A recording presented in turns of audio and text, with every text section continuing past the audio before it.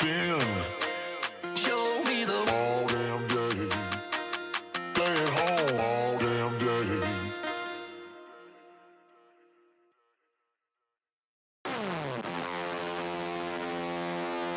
Bumping. Show me the all damn day. Bumping. Show me the all damn day. Staying home all damn day.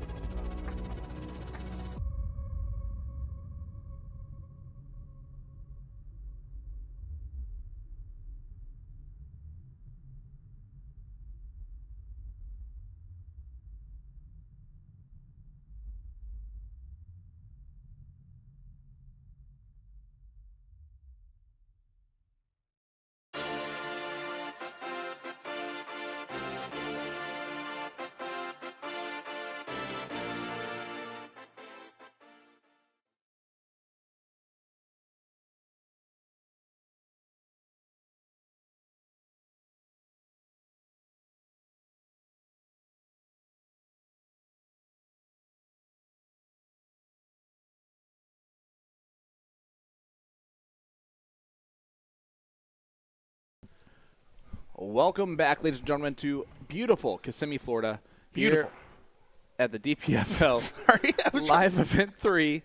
I'm Sean Green. That's Nick Dichiria. Same old for this live stream on a Sunday afternoon / early evening / whatever time it is, because it feels like 8 o'clock in the morning. We have a great match here in the top 8. This is Brian Mercer. If you've been watching our stream all weekend long, he is an absolute fantastic shot who has been on our stream many times. He is taking on Paul Pilch. And I just wanted to say I was emphasizing how beautiful it is out here. I mean, look at there's only a couple clouds in the sky. It's beautiful. It's sunny. It's electric in the room. So many great players. Doesn't make me hate you any less for this. That is also true. Guys, we appreciate you tuning in and giving us your love, support, and enjoying our coverage, because we've been enjoying having you guys as a part of it as well. Brian Mercer, no stranger to our stage at this point. It goes without saying. Paul Pilch is making his first appearance, though, and I'm curious to see what he brings to the table here. Yeah. Brian Mercer from Newfoundland has been a 2-time team member of the Newfoundland team, and one of those shots from that area that maybe is a little bit more unknown nationally, especially in the U.S., but he can play, and he can play some darts. He certainly can. Teddy Bear is the nickname. Oh, there you go. Proven it time and time again that he can get results. Of course, looking for a good result here. And this is the second to last event. A lot of people are also playing the mixed doubles as well. And a little bit of a disparity. Me and David Garfinkel were talking about this earlier, but having a day off for the Premier Division players, basically a half day off, right? They were able to play yesterday, and then there was nothing for them until the open singles popped up. What do you feel about something like that, having that little break in there? It's great for the players, especially on a Sunday, when usually that's where events go to watch really sleepy people play really sleepy darts, and it's a people-watching scenario, right? But for those top shots to be able to sleep in, maybe they go out last night and kind of celebrate, maybe spend some time actually in this area that's beautiful and has a lot of things to do. I can tell you, after talking to a lot of them today, they feel a lot better today than they did yesterday and the day before, because those big events with a lot of money on the line mentally takes a lot out of those players. Do want to give a shout out to Paul Pilch's jersey, wearing the Northeast Dart Extravaganza jersey from New Haven, Connecticut. That was an Eagle Eye Sports coverage event from Jeff McMahon over there. So do want to give a mentionable, as that happened at the beginning of August, on August 2nd and 3rd, I believe, or 3rd and 4th, one of those two. Yeah, Paul's from the Massachusetts area. I'm going to make an assumption that I should never make. He's probably a member of the Minutemen Dart community, just because you're from that area, and it seems to be the case. And it's always a great, prideful thing to be a part of that longest standing dart community. It was funnily enough, I was talking with somebody, and actually I'll get into that just after this moment here, because Brian Mercer's approaching with 80 here. Going to be the look. What's the route? 20s. Double 20. Double knot. He will return, though. 176 remains for Pilch, so he cannot check it out, can just put some pressure on. I really like Paul's throw. It's another one that's very textbook. There's a little bit of a double clutch. Yeah, but it's going to be hard for him to miss left and right. You know what I'm saying? I know what you're saying. Tops for Brian. Trying to work it in. Mercer does take leg number 1. So first of 3 legs, Mercer, a.k.a. Teddy Bear, the Newfoundlander, is up 1-0. Absolutely, and this should be a great showing so far. Paul, curious to see what he's going to be bringing to the table in this one. I want everybody to know I no longer take information from Will Stuart. I get information myself, like I just did earlier. And Newfoundlander is a term that they use. Newfie is what they say for the most part, but Newfoundlander is fine too. Plus, I just want to show off my skills of learning how to say Newfoundland. The D is actually not silent. And I've been saying it with like a Newfoundland. It is Newfoundland. Yeah. Newfoundland. Right. But you just say it quickly. It quickly. It. that would have been better. That would have been good. Here we go. Paul getting a moment here to try to defend his throw. He's out just a few points ahead, but not enough to make a meaningful difference until these darts go in. And that's a great 140 there to start to separate himself from Mercer and try to get a leg on the board here. I want to say the event staff, DPFL, the venue, the accommodations has been better than most. They've been ideal. I cannot ask for a more fantastic experience throughout the weekend. Obviously, working with you two is number one on my bucket list items of things I would love to do. So that was great to check that one off finally. Yeah, first time. And I just want to thank everybody for watching along. It's been a pleasure. I'm going on a plane here in a little bit, so Yeah, just doing my diatribe now. For context, the stream is still going to be going for quite some time, but Sean will also be having to go. Sean will be going on a jet plane, and I don't know when I'll be back again into Orlando. Hopefully next year. Double 13, interesting route. Just choosing the Leonard Gates. I don't think there's anything wrong with doing that in the sense that if you really don't like your 18s, because that's your normal approach, 2 18s it leaves you bowl, trip 18 leaves you double 16. But if you're really just stroking on the 20s, there's nothing too wrong with it, especially if you find it in one. Yeah, you're right, for sure. Definitely just move over to that side of things, and he pins the double 13. So no harm, no foul, which wasn't the case anyway. 1-1 scoreline. Let's go to leg number 3. But now it becomes a best 2 out of 3 here. Yeah, in this quarterfinal. Just a hold of throws across the board. So neither of these players are going to be particularly alarmed. If anything, they're just going to get more and more comfortable and continue to perform. Brian Mercer is just so interesting, right? Because we talk about him being, high on the order of merit and number 1 in the Champions event. We talk about how much he participates and plays in the program. One of those guys I'm excited to see if he travels around to more events and what results he can produce, because he clearly has shown he has the game to be competitive in any dart match he's in. I hope he does, and I hope to see him on the CDC tour. He can be another great newfie on tour in the next year. And we do have Q schools that happen near them in their area. That's why we've continued to add a great community from Newfoundland. Yeah, I played in a couple of Q schools myself over the years. I used to play in them at the Cherry Bomb tournament here back before COVID. Since then, have not made the run yet, but not, if anything, only for scheduling conflicting reasons, not any other, because I absolutely love the opportunities, and who knows? If you get your tour card, it kind of makes you reevaluate some things. That's very true. And I have never attempted to do that because I know better. I'd rather just sit there and do commentary. Oh, absolutely. And that's where I can full-heartedly agree, right?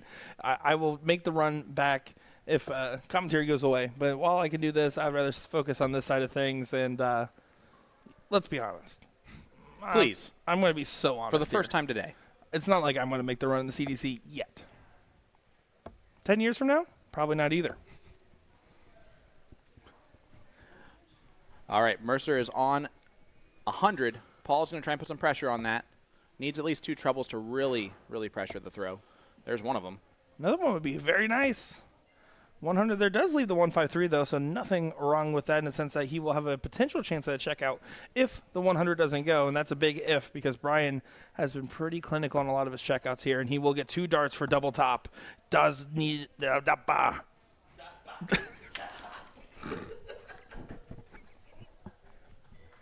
All right, Brian Mercer up 2-1 as we head to the fourth leg.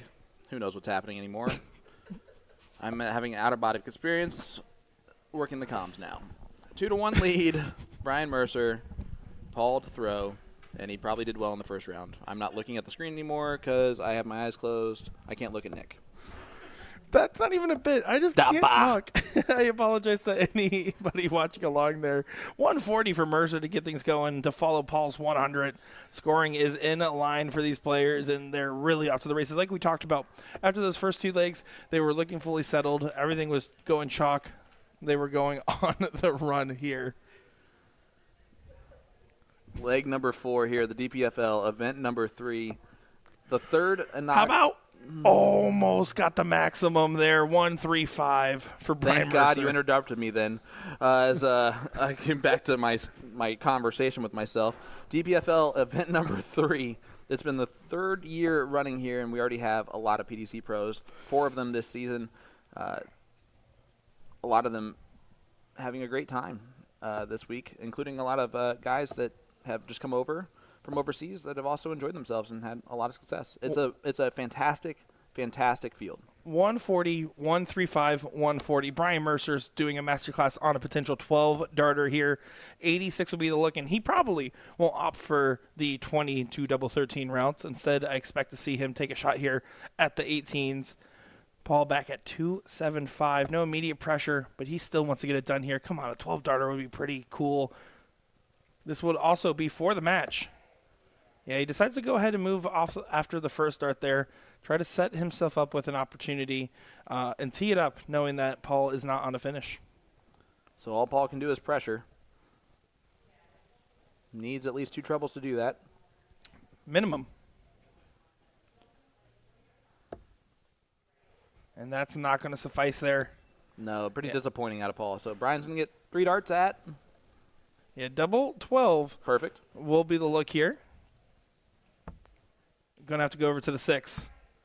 On the wire, can he get it in? No, he pulls it high and almost busts the score altogether there, leaving himself on 6.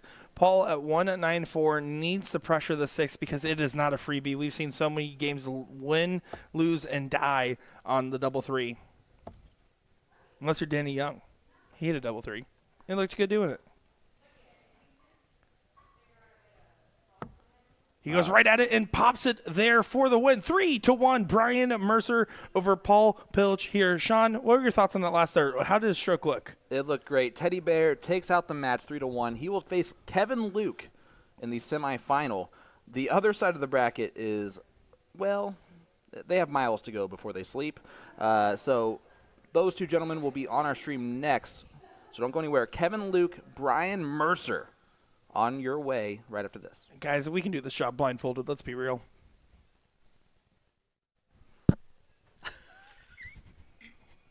Did the whole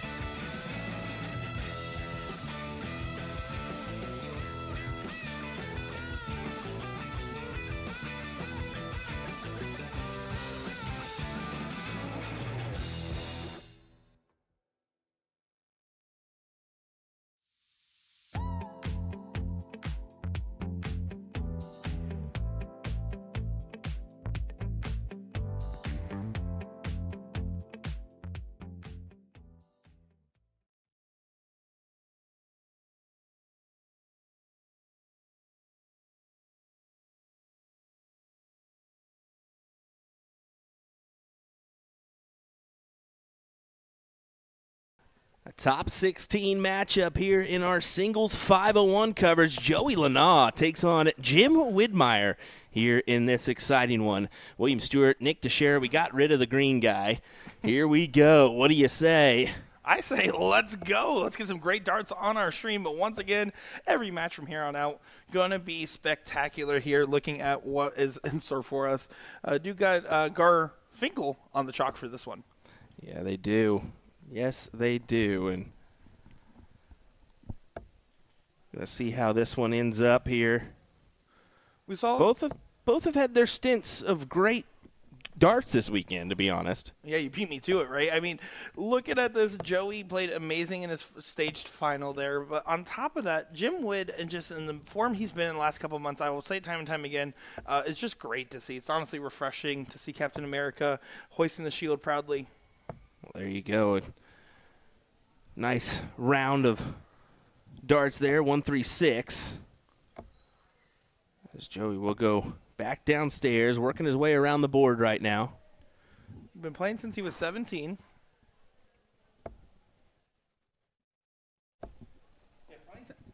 Playing since he was 17 there.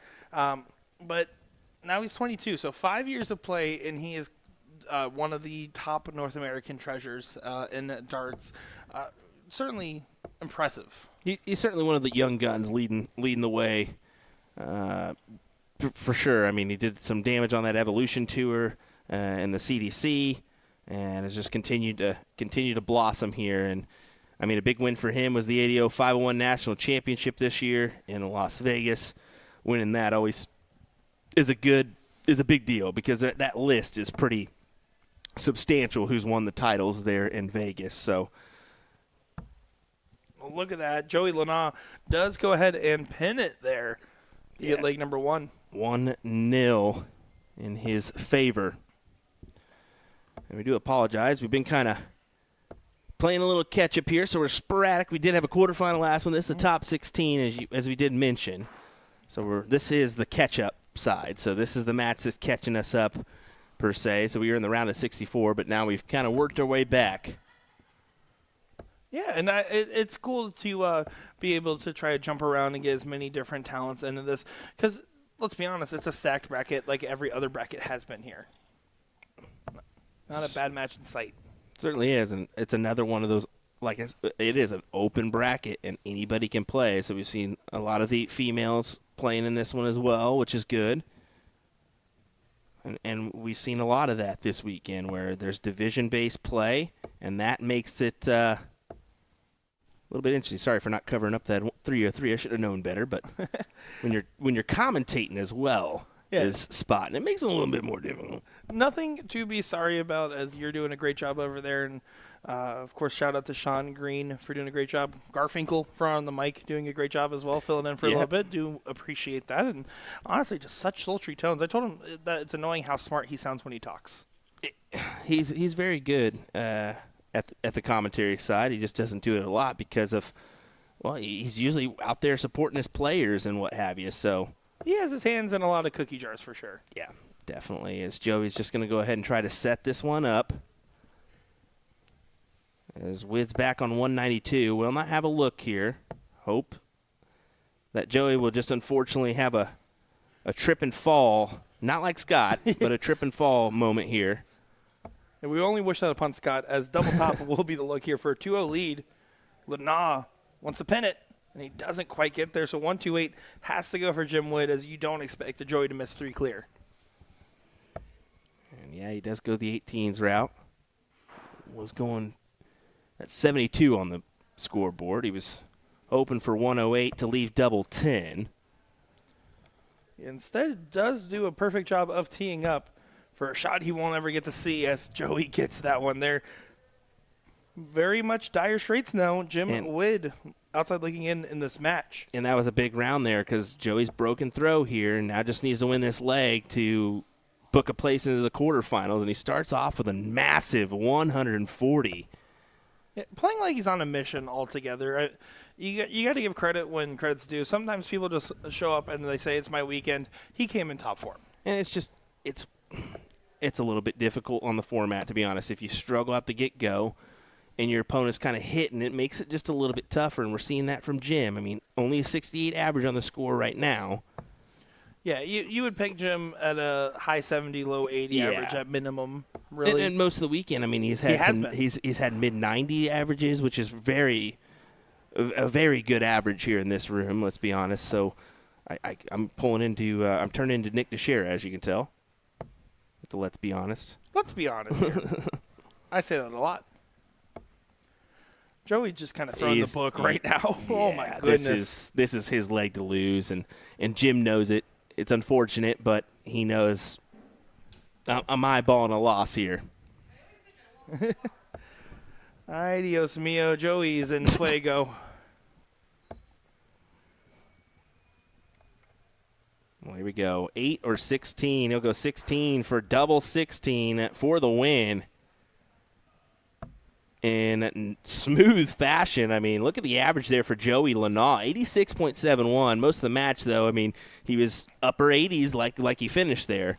Very consistent play. That'll work. A 15-darter to close them off. Yeah, and that's the goal, right? When you're playing this, if you want to come out on top, you need to be aiming for 15 darters consistently. If you get a 12 or a 9, amazing. If you get an 18, not going to be too happy. This I love. I mean, Jim's just having a laugh, and there's nothing I can do there. Yeah. Nothing I can do Joey there. threw the book. He threw the book at him, and Jim said, I guess I'll have to read this one later. Well, folks, we'll have more action coming your way here in just a moment as we continue our coverage from the 3rd Annual DPFL Live Event here in Kissimmee, Florida. What do we got next? We have 2 different matches called, but I presume we're going to start with Joey Lanaugh, Bruce Robbins. Well, we'll see. And then we got Kevin Luke and who else? Brian Mercer. Okay, so we'll figure out what we got coming your way. Joey, maybe just be stepping right back on up. Did you see Joey there? Who grabs the water bottle from the bottom to drink out of it? That was monstrous from him. Hey, whatever you choose, brother, I had to pick something negative. He's been doing everything else right. Hang tight, folks. We'll be right back with more here in just a moment.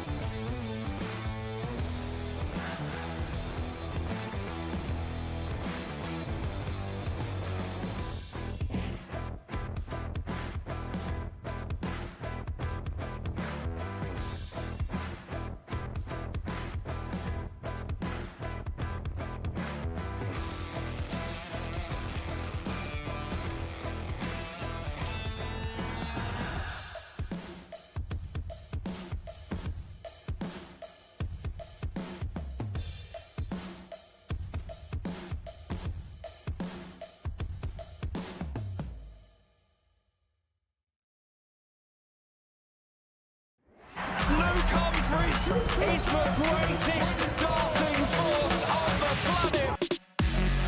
Bullseye. Oh, we got one. Fish has been landed. We know he's too good. The world number 1, world champion. Incredible stuff. Let me tell you about A to Z Darts. We're a specialty dart store with over 10,000 different products. We create in-depth videos and blogs to help improve your game and showcase our products. We give helpful advice on how to practice darts, the fundamentals of form and mechanics, and how to make better decisions when purchasing your darting equipment. Whether you're brand new or a seasoned player, we try to provide fun and informative content. I'm Jen, the creative director for A to Z Darts. I've been playing for over 10 years and I've traveled the world competing in and promoting the sport. This is Will. He runs our live streaming company, USA Darts, and travels the globe as well to broadcast major darting events and interview PDC players alike. You'll find over 2,000 different sets of darts on our website. Guessing right now you're pretty interested in our resources? Learn about form, throwing mechanics, practice routines, scoring and grouping, checkout methods, cricket strategy, and much more. Visit a-zdarts.com to take advantage of our blog or follow us on social media at AZDarts today.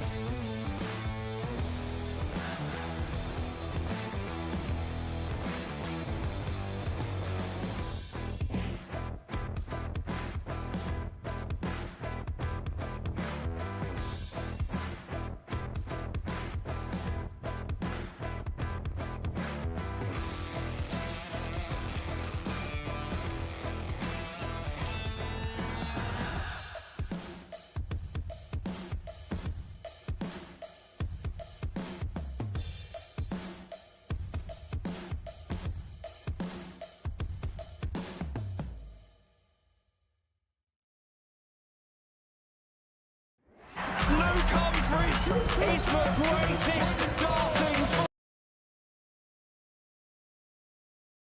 Well, sorry, Luke, but we had to interrupt there because we got another matchup coming your way. Bruce Robbins, the Buffalo, takes on Joey Lanaus. Joey is going to come right back on up and play again. As here we go, folks. William Stuart, Nick Dichiria on the call here. Thanks for joining us. Yeah, excited to be here for another great matchup. Should be fun stuff. PJ Stewart on the chalk here as well. Longtime partner and friend of Joey. So great to see that support from them. Well, the best thing is Bruce knows he's seen a lot of PJ and Joey around the years, especially where, Bruce is up there from Saugus, Mass. Mm-hmm. So not too far away from Joey up there in Queens. Yeah, Joey's not going to be an unknown quantity for him whatsoever. No. They've probably played numerous times. I always like to mention it because not a lot of people know. Mention it because not a lot of people know. Bruce Robbins actually played the 1996 match play. Oh. Yeah, so he's been over there to Winter Gardens. He said, that's my favorite venue in darts is Winter Gardens.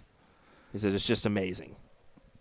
And I agree. I mean, it's the only venue I've been to outside of the U.S. Masters is the Winter Gardens. It's very, very nice. Mm-hmm.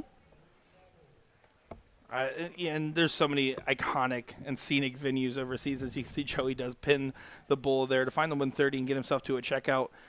Bruce, going to have to set up. He's going to potentially set up. Wanted to follow that dart in so bad. Yeah, Bruce has been waiting a little bit. So, he said, I have a plan in mind. I'm going to take a few more darts than he even told me. He said, I'm going to take a couple darts here. I've been waiting a minute. So I said, hey, no harm, no foul. But that's, when you've got other divisions going on and people trying to play catch-up, that's going to happen. Yeah, you introduced me to Bruce Robbins nearly 2.5 years ago on our first Steel Tip event together. Just a solid guy. He's one of those guys that he's always got this look on his face. It makes him seem angry. No, nicest teddy bear around, let me tell you. Used to say that to me. Yeah, not no more. As no more. Double 5 does not go in. So now Robbins has a chance to break here. He has really scored well in these last 6 starts to get himself to the spot. Can he capitalize on the moment? Oh, going down. All right, bud. See ya. Sean's leaving. Tell him bye, everybody. Everyone put hashtag buy boom. Boom. Tough acting than acting. It's the new thing. It's a new thing. Well, it's an old thing, but now it's a new thing for us. Oh, is Garfinkel taking him? Oh, there's no way he finagled that, right? Oh, look at that. Bruce Robbins does pin it, and Joey visibly a little frustrated at those missed doubles there, considering it was definitely power scoring just fine up until that point. I don't know if he finagled that or not. I think he did. That son of a gun. That son of a gun. I even handed him some money for Uber. What the? Did you really? Straight pocketed that, That's I guarantee. Awesome. Never mind. That's so cool. What a That guy. is so. I would do that to you for sure. What a tricky character Sean Green is. Hey, I'll pay your Uber, and then doesn't take an Uber, just pockets the money. Thanks for the sandwich, Will. Oh my gosh, that's amazing if that's what's the case. Gosh. All right, some work to be done here from both our both our competitors. Opponents, that's funny. We're the opposition. We're the here. opposition. Oh my goodness! Yeah, if you have to imagine this, I mean, Joey Lanal has made a finals appearance. Bruce Robbins has yet to make that finals appearance. It's actually his first appearance on the stage, if I'm not mistaken, here this weekend. I believe so. At least I don't. I know I didn't call one of his games. He might have been on the one, the handful I wasn't on. Let's be honest. Thursday was a long time ago, bud. It really has been. This 4-day tournament has felt like a 8-day tournament. She does, because you, especially when you got the home that we do, you try to go home and instead of go to bed right away, you're up for a little bit, enjoying the hot tub or whatever have you. Well, any tub is hot in Florida. It's just the temperature outside. Good point. 9 there for Joey. Yeah, Bruce has got an advantage and looking to go 2-0 up here. We have only seen, I believe, one person come back from a 2-0 deficit so far on our stream board this weekend. Again, quoting stuff that I'm not entirely sure because it's been a long couple days, but I know for at least today that's also been the case. It's going to be pretty tough of a position for him. And if there's anybody up for the task, Joey Lanal is, but it's certainly not the gamble I would want to take. Once again, appreciate all you folks joining us here. Ooh. That was tough.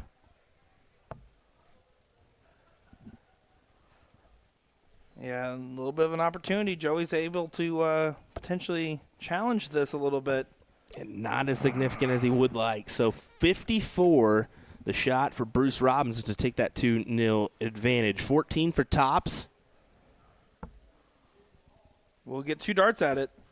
Going to have to go over to the 10s now. Oh. Doesn't sink it. 148. Believe the highest checkout we saw of the stream as Alex Spellman pinned one earlier on our stream board. Not going to go today. Yeah, attacking the 18s there. 1 or 2 of them for tops. It'll be double 5 for Bruce.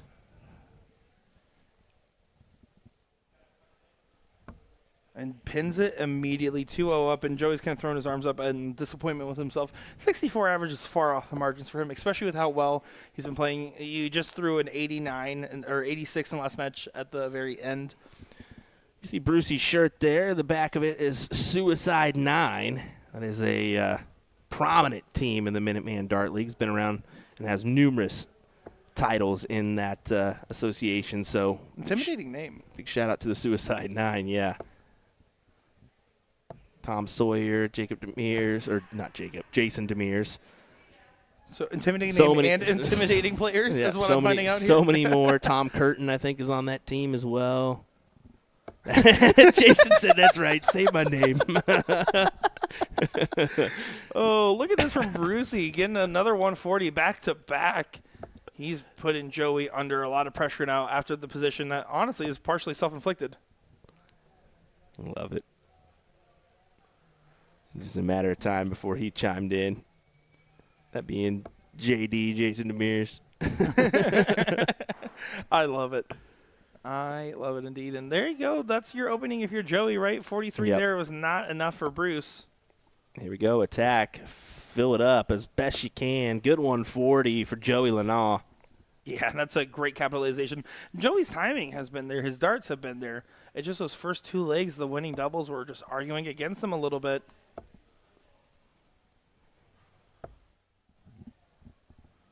But Bruce, Oh, yeah. 120. Yeah, leaves it just in case. We'll see. He will Yep. get an opportunity. Not as favorable as a 100 checkout, but certainly doable. In Let's fact, see. very doable. Shanghai for the win. Oh, he's going to get a look. Double Top. top. Double knot. Does not go. So Joey can save his run right here. Going over to the 10s. Does get a leg on the board. He kind of just rolls his eyes there. But now Bruce has the darts. And obviously he wanted to get it done there. He started off with back-to-back 140s, but did not get it. Let's see what he's able to do in this run right here with the darts.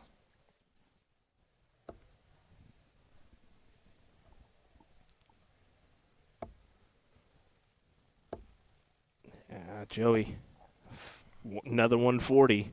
And that's a great start compared to Bruce.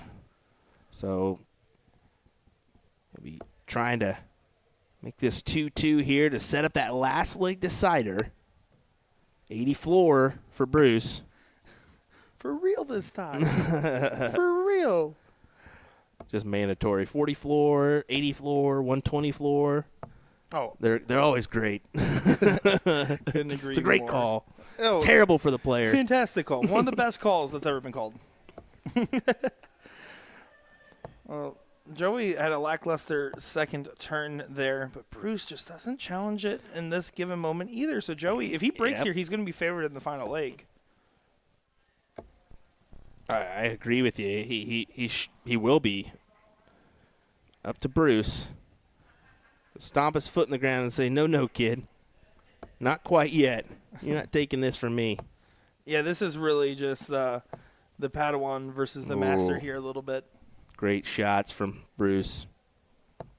Oops, going downstairs is Joey. Back up top. Without pinning a meaningful trouble there, Robbins will be able to set up a very nice out here potentially. If he gets into a 2-dart checkout range, you're going to be sweating some bullets if you're Joey.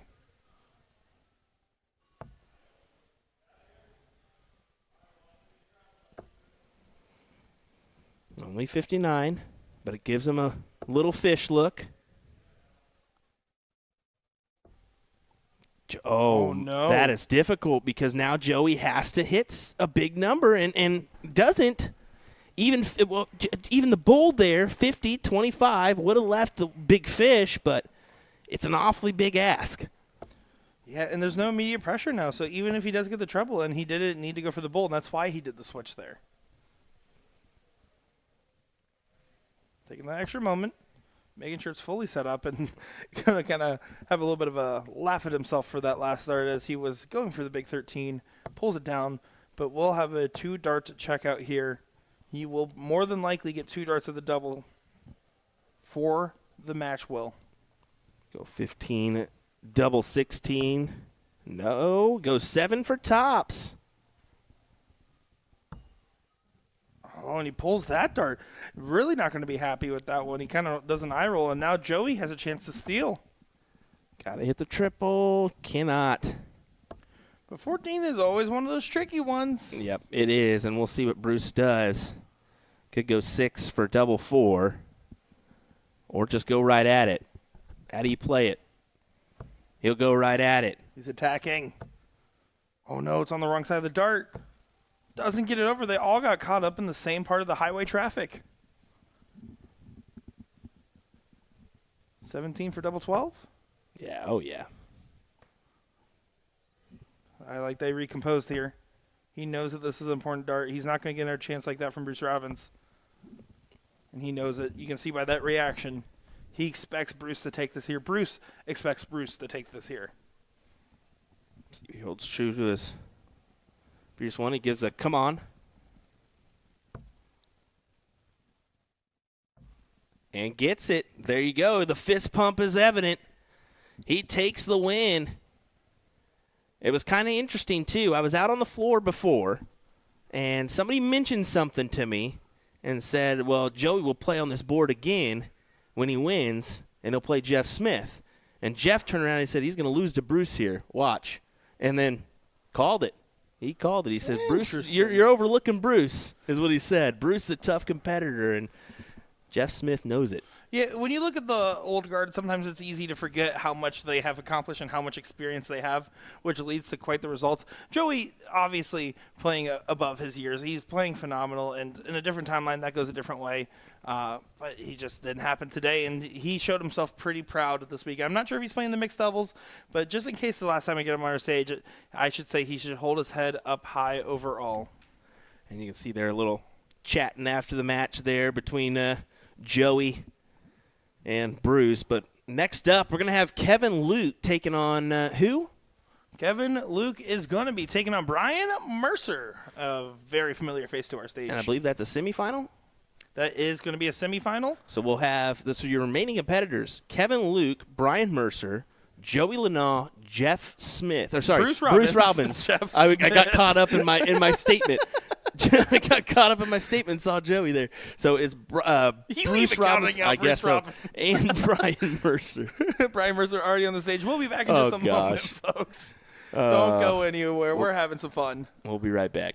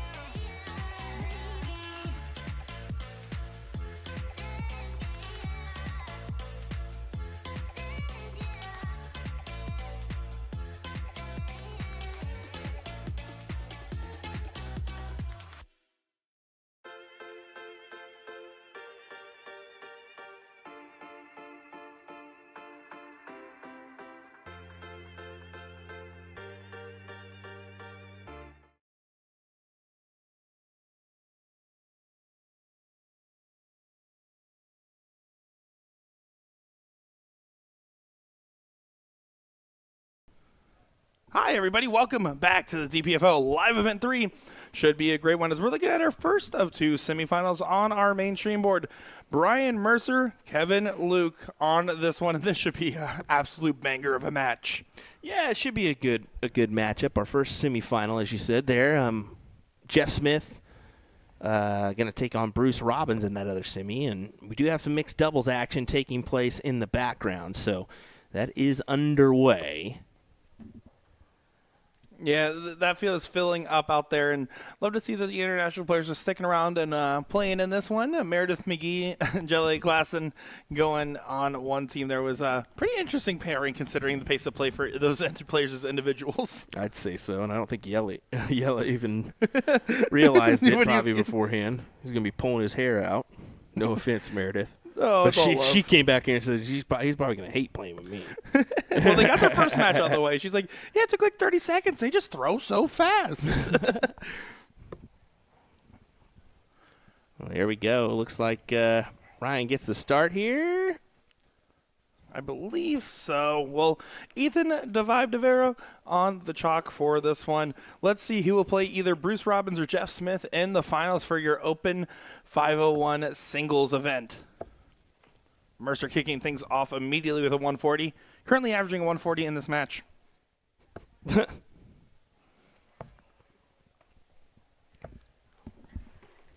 You want to check our mixed bracket, see how many teams we got in there for me, Nick, if you can. You know what? I'm going to check our mixed bracket to see how many teams we got in here, man. I got you. You know what? Yeah, I just came up with this idea. Let me figure this out real quick. Original thought here. Back up for Kevin, going for those 18s there. Down by a good margin here, early stages of this matchup. And he's the first one to tell you he's been waiting for a little bit of time, at least he feels. And he said, I've been waiting for 20 minutes. I said, well, Bruce just got done waiting too. He said, 2 minutes? I said, no, 2 hours. He goes, oh, okay, never mind. Looks like there's just about like around 48 teams. It's a 64 bracket, and it's mostly full on the 64 side as well.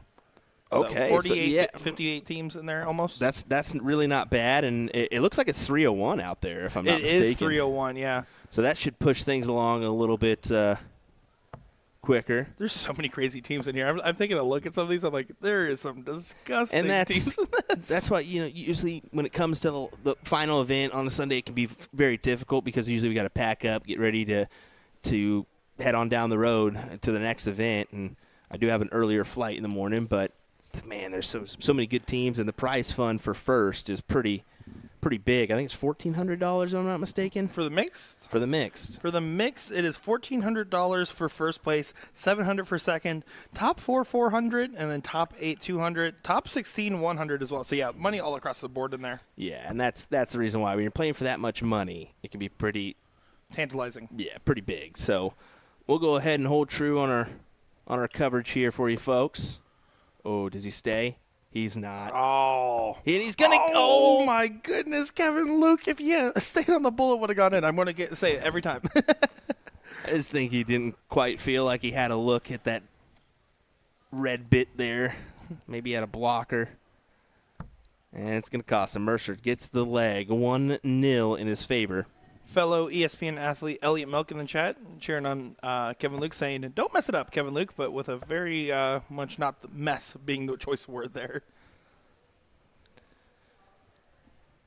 Of course, Elliot's probably had some good laughs this weekend with his good buddy Hanish. Man, we sure have. You're not wrong there.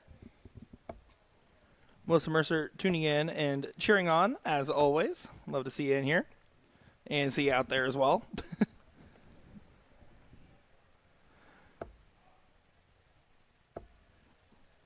Brian pretty much covered himself up after the first 2 darts. You can see how they pitch up a little bit. He was trying to arch over top and try to settle that dart, and it got caught up with the traffic of the other 2.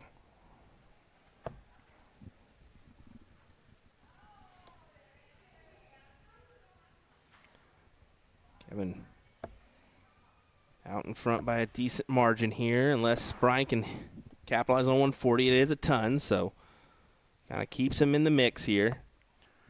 Yeah, Kevin Luke made our stage quite a few, or at least once, but is just playing well as of late. You know, with the CDC match play win under his belt, the ESPN run he went on as well. It's great to see Kevin Luke in some good form, just with how much time he's put into improving his own game and traveling to all these different events.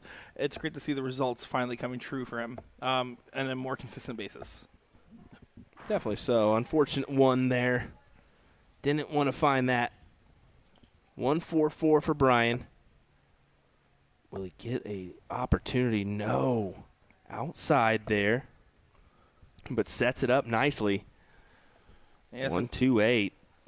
78 or 79 is going to be the look here. I don't know why I said 78. Look at this. Does not go. And he's frustrated that the last one didn't go. I think he thought it was in because it was a good look at it.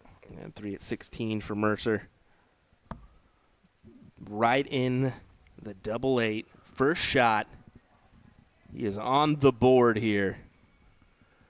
He's on the board again. Once again, yep.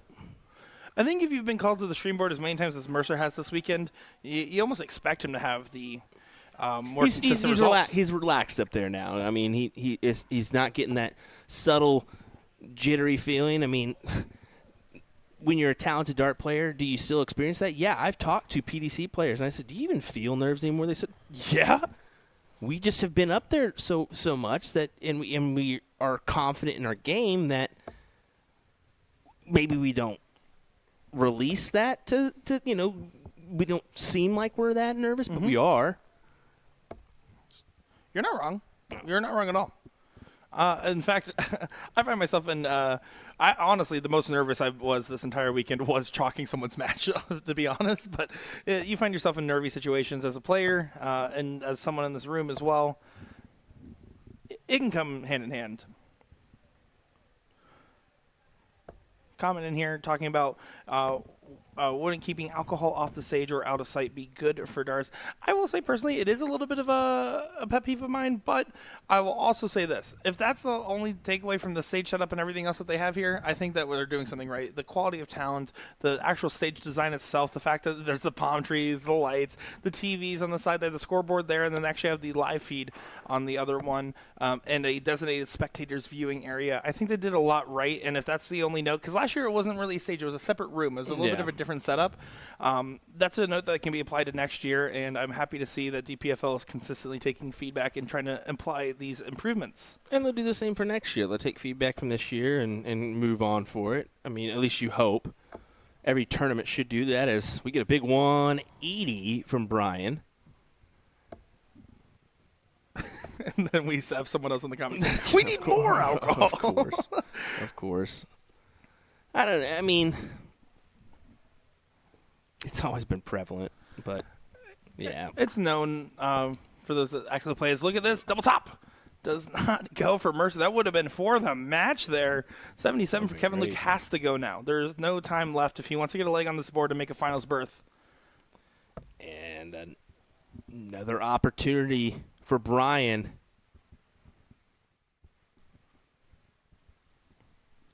Thank you, Sharon. Appreciate that. Yeah. She says the stream is always quality.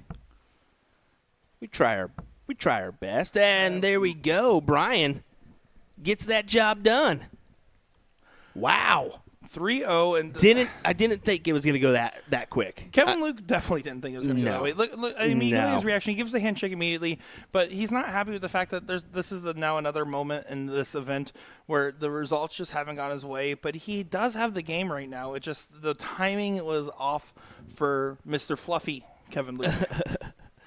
Definitely so. Well, next up on the stream will be Jeff Smith taking on Bruce Robbins in our other semifinal here. You don't want to miss that one, folks. I guarantee you, as we will be bringing you the finals right after that, and then roll right into our coverage of the mixed doubles here. I'm so excited to see the mixed doubles. I'm going to be completely honest. I'm excited to see the rest of this, of course. Who isn't excited about Bruce Robbins, Jeff Smith semifinal? But you guys just need to look. TV.dartconnect.com. You can actually go look at the event here, check out the brackets, see some of these team names because they are just disgusting. Yeah, disgusting. They definitely are as Bruce enters the stage right now. Just a reminder, folks, if you have not, give us a like and a follow at USA Darts on Facebook and YouTube. I mean, you're watching us right now. It's just a click away. do that. You'll get notified whenever we go live for the rest of our events. We've got some great events coming up, including Shark Tank in just a few weeks. I think I get a weekend off, and then I'm right back to it. We've got Which City up there in the Minuteman Dart League area, where Bruce is from. You got Monday, tomorrow, start of CSC Challenger Series Season 7. I was going to say, the remote action continues tomorrow night. So many things coming your way here. Looking forward to a great end of the year for 2024. Follow us now. Do it. Do it now. We'll be right back.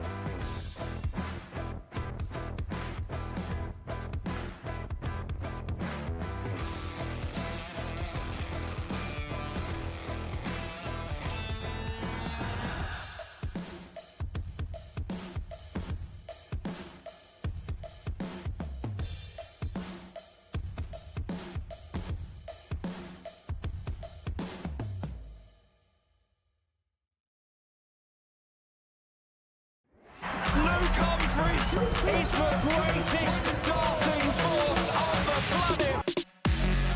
Bullseye. Oh, we got one. Fish has been landed. We know he's too good. The world number 1, world champion. Incredible stuff.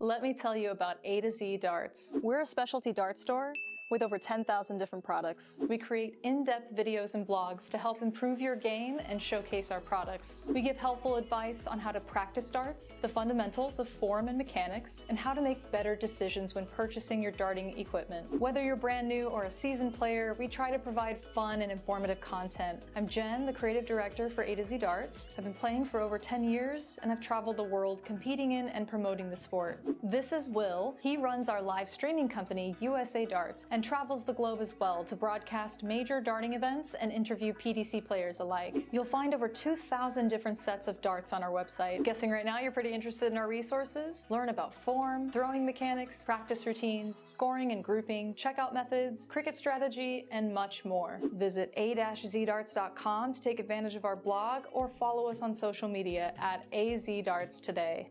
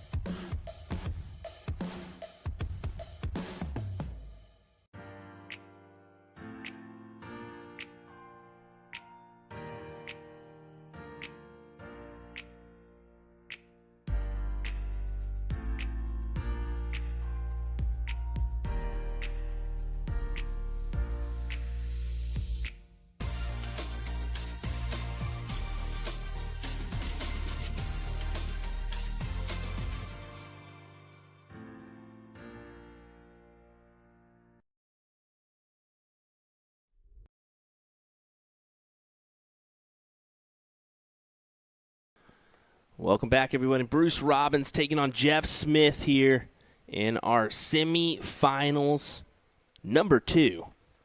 Winner's going to take on Brian Mercer in the finals as Jeff Smith, Bruce Robbins shake hands, and we get underway. William Stuart, Nick Dichiria once again on the call. Here we go.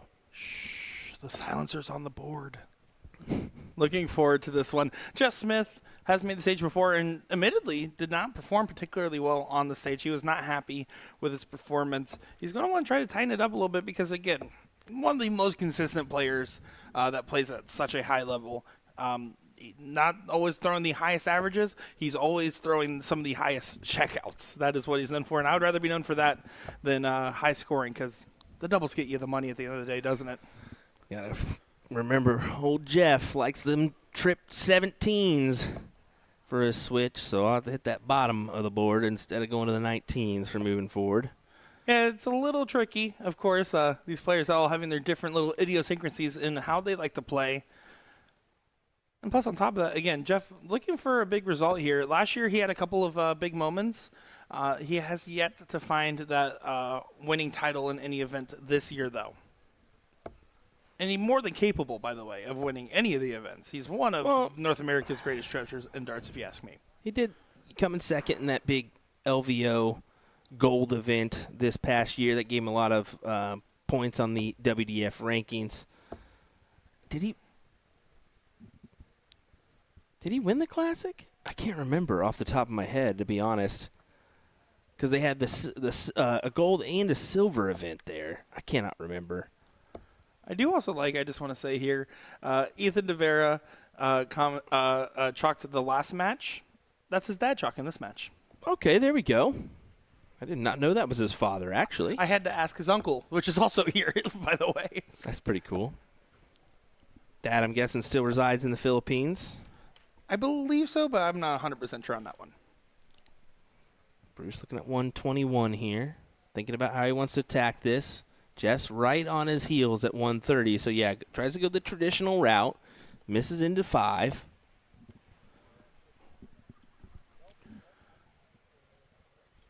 And Bruce just helping him out there, making sure the score is correct. 130, the little fish has an opportunity.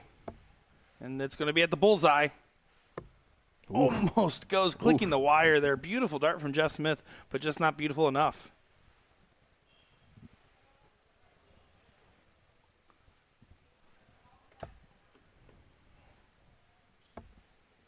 Look at tops. Gets it. 1-0 the Buffalo over the silencer.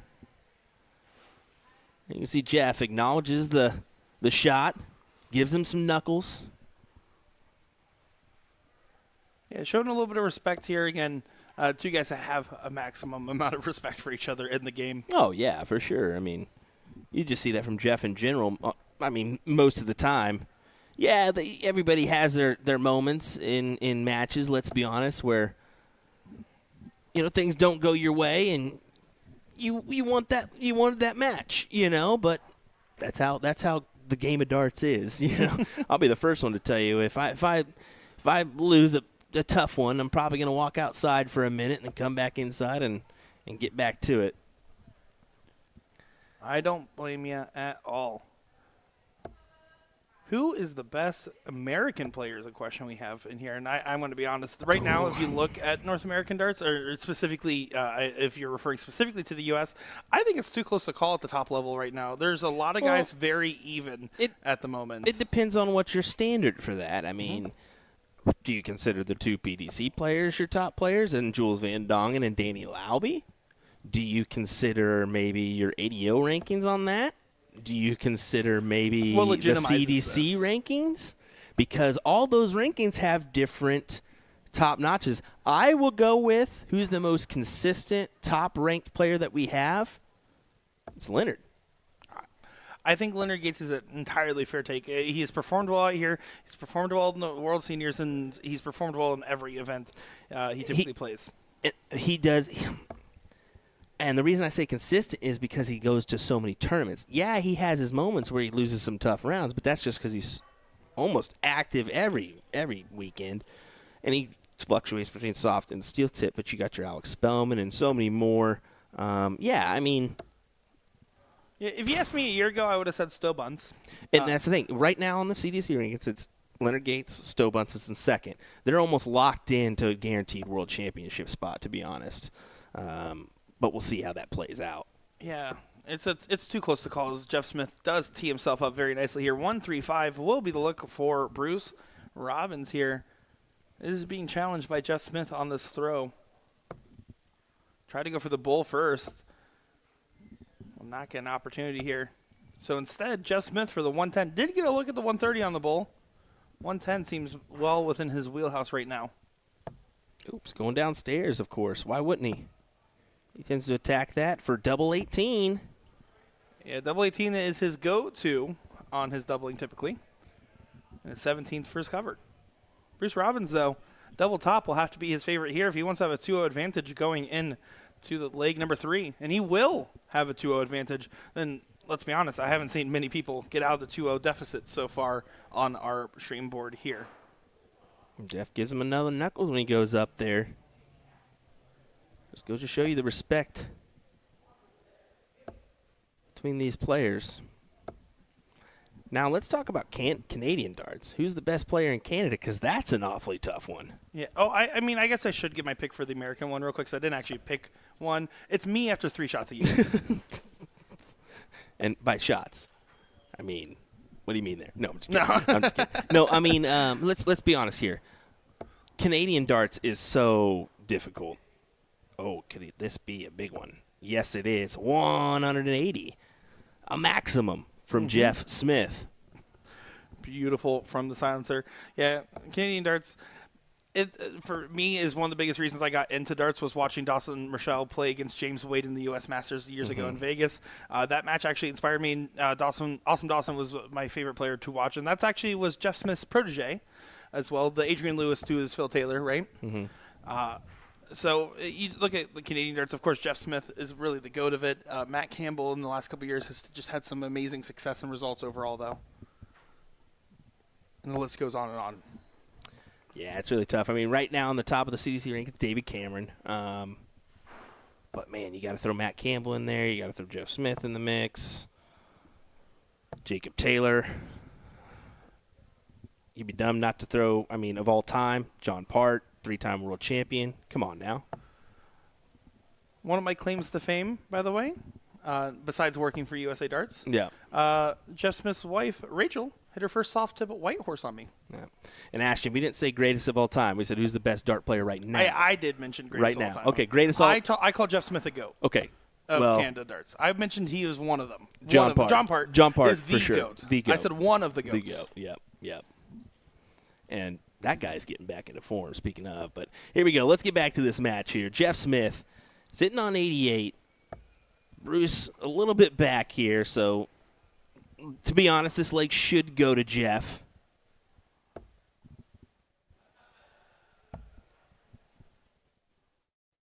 Ooh, okay. Not afraid to go out. He's not afraid of the bull ever. He likes that on 68. He'll go inside wire for inside wire of double 18. And the reason why he does that, it leaves 32.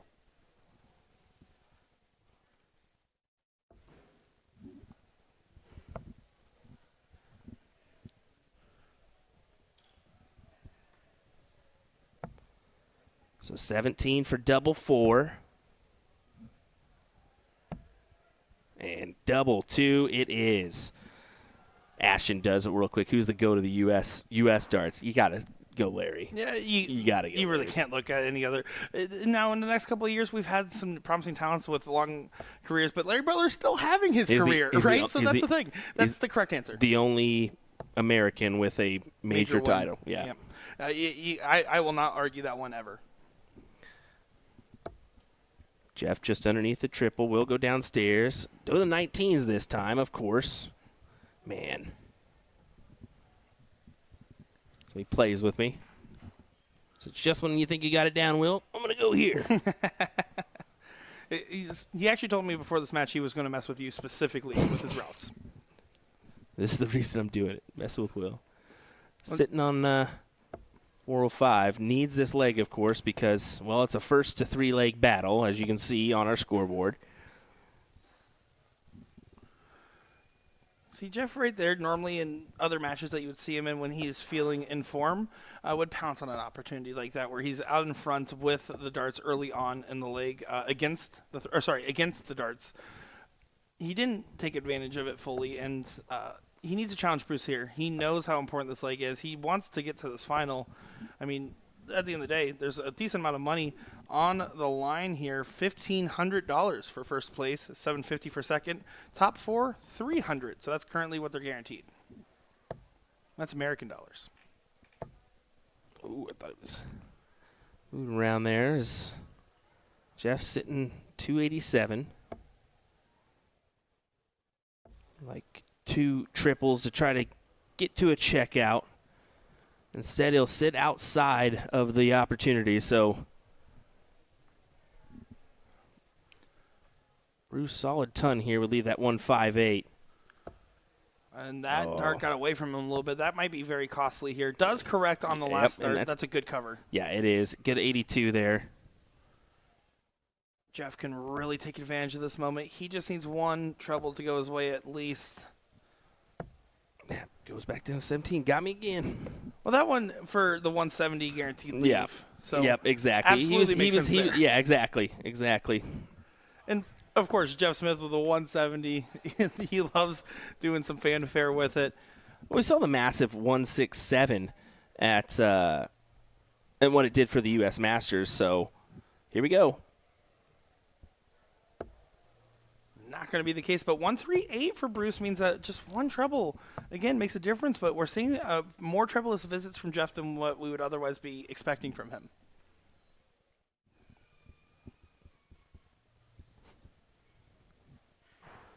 They'll go 20s. Not quite in. 58 there brings it down to 80, so 112 will be the look. And you see Jeff going 19s there. Doesn't go. Does get a lot of heat on that last start there. But Bruce Robbins will more than likely have at least one match start, potentially two. And Jeff's mindset there, if you're confused, 93 leaves him 36. This is one of his favorite checkouts. Double top but for the win. Doesn't matter. It might. It could. It might. Double 6 to force the decider. Trying to recompose. Has to go for this double 3. Doesn't go his way, and he gives himself a little come on, Jeff. He is not happy with those. Bruce Robbins, 3 clear at 20. You'd have to imagine he's going to seize this opportunity here and cement a spot in the finals. He can do just that. He will, as he gives another fist bump.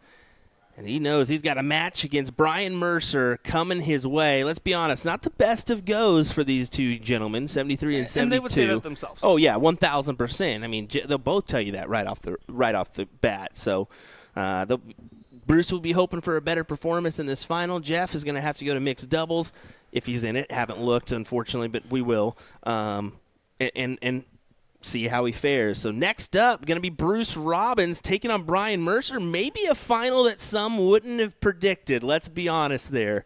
We're going to have that one coming your way here next on USA Darts as we round out our coverage of the third DPFL Live Event here in Kissimmee, Florida. He's the GOAT, the greatest of all time.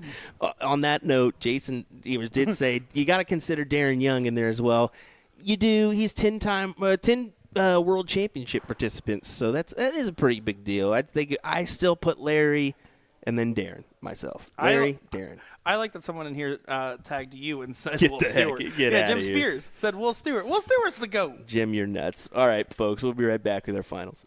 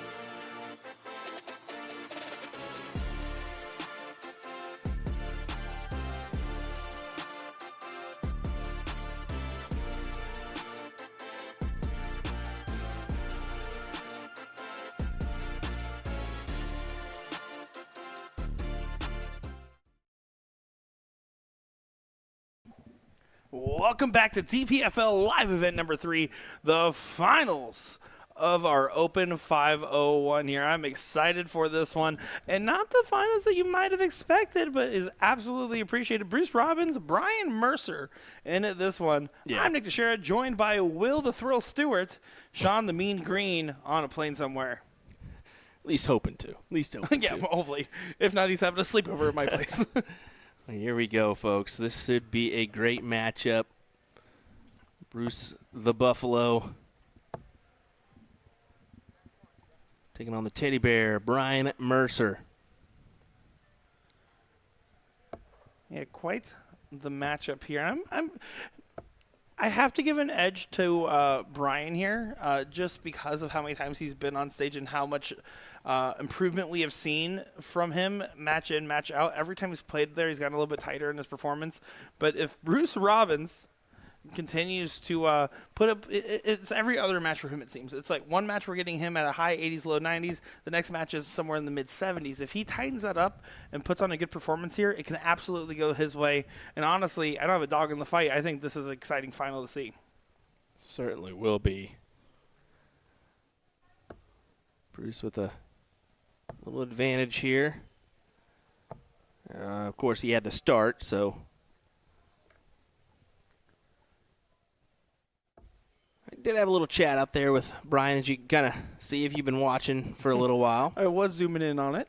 Yeah, you turd. Yeah, just a good discussion. I said, hey, this weekend seems pretty worth it for you. He said, yeah, but we had to pay an arm and a leg to get here. And I said, well, not like you can really drive off the island, right? And he said, well, you can, but you try to drive here, it's 40 hours. I said, touche. Yeah, I was going to say that's going to eliminate that. 165 there. Beautiful shot from Bruce. Currently throwing amazing on for a 13-darter in this leg here. And I said he has the ability to do the performance. We've seen it. This might be one of those matches. Double 12 for a big one to start off. Double 6 for a still big one to start off.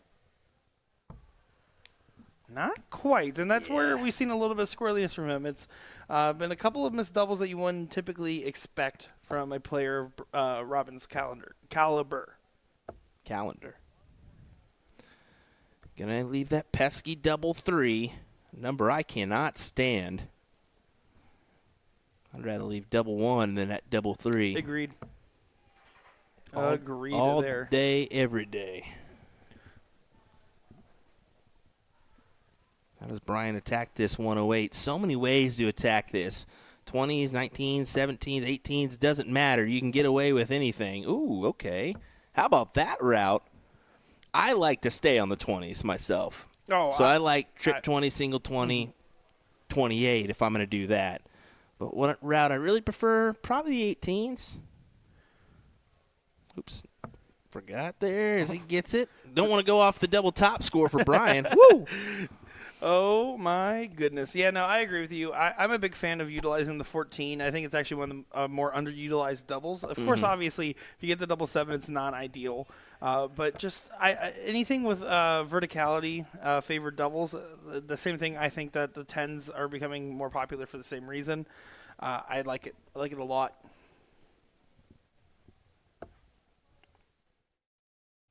My mentality when I kind of started out, I did some 301 games and whatnot, some tournaments, and I had the mentality of utilizing the 14, 11, 8 wire just because you can miss up and down and you're fine, you know? Because when we talk about missing up and down versus left and right, most star players that are in form, you're typically only missing vertically because it's about the timing of your release at that point. When you're missing left and right, you're missing horizontal. That means that it could be a multitude of factors in your form, but verticality is one of the easiest ones to correct.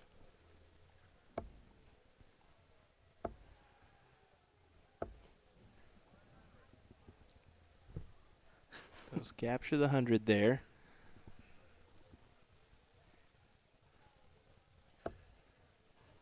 But almost, well, if he would have had a triple there, he would have somewhat had the advantage there going at the bull to leave 170.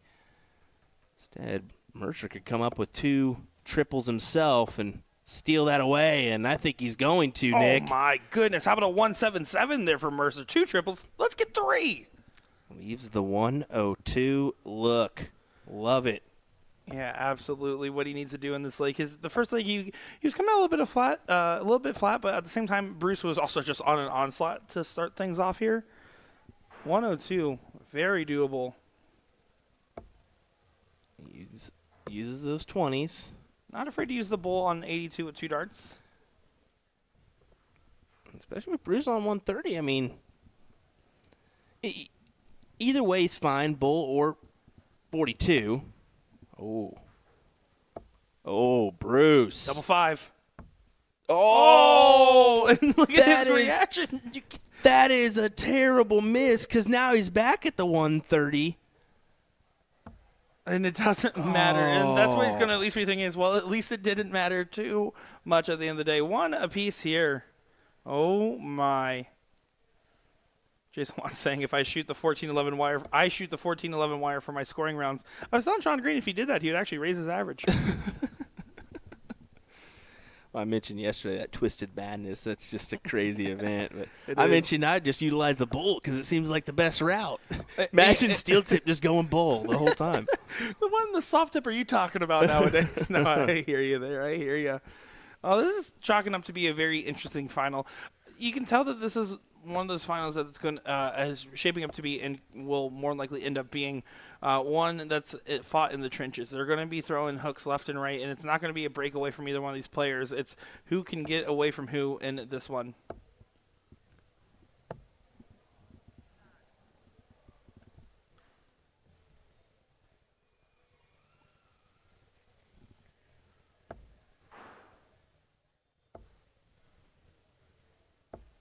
Does find a trip 20 with his last. Sound 83, keeping him in the mix here. Yeah, just Mercer not really challenging the throw too much here, and especially with those darts there. 13, not going to be happy with it. Bruce has a big opportunity to punish something that if he runs away here, finding a ton, he'll be happy. Tony Cullen pointing it out. Brian Mercer in his 4th final of the week. Amazing W in that room. Yeah, for sure, and that's why I kind of went out there and just had a little chat with him about, pretty good weekend for you.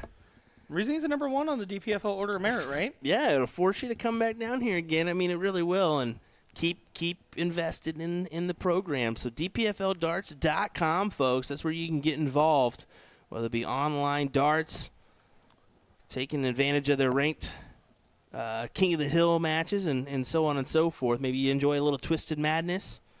They do that every occasionally. I know that. So if you throw, you know. Exactly. Who knows? Maybe you will find you here next year for this great event. 106 for Bruce Robbins. Over to 18s. Does find it. 32.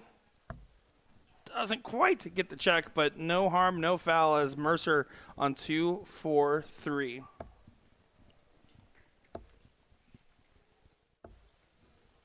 Does get himself to a checkout, but it might be inconsequential one way or another. Bruce Robbins, 3 clear for the red bit right now.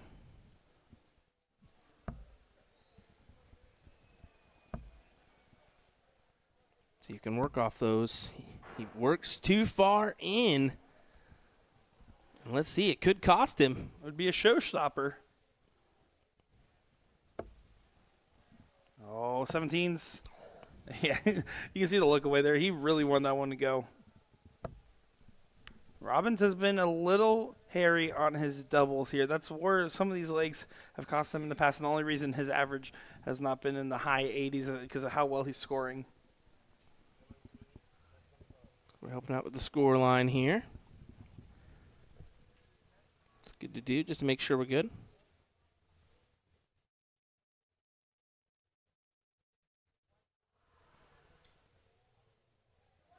Hey, they were just having a little bit of discussion, confirming all around. Again, that's Ethan DeVera's dad chalking this one. Brian thought he left another something else there. That looks to be in. Wow, barely not in there. Camera's being deceiving. How is that not in? That is, though. No harm, no foul, because I'm going to be honest, I was convinced that first one was in as well. Wow. I mean, I think Bruce obviously did. He was like, you sure about that? And then Mr. DeVere over there like, I got the big glasses on. I can see. Mercer wasting no time in this leg here and is going to use a little bit of fuel of the for the fire. I think he knows what needs to get done at this point, and he's ready to execute it here. Robin's going to try to do anything he can to make sure he gets a dart for the match, though, in the next leg, because I realize that it is a race to 4 now. We're in the finals, by the way. Apologies there. Yeah, 121 falls 100.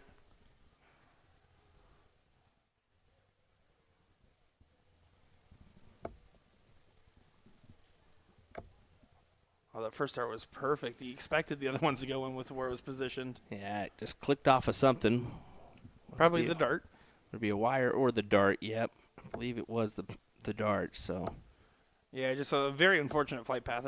It looked like it was going right off the barrel and just hit the flight a little earlier than it probably should have, and that's where it ricocheted from. Just a little work to do. Still a little work to do. Mercer can really put himself in a good position here, on track for the 15-darter. That will do just fine.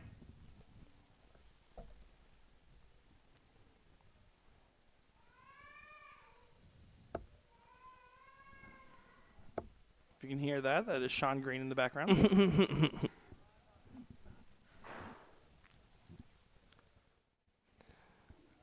Bruce.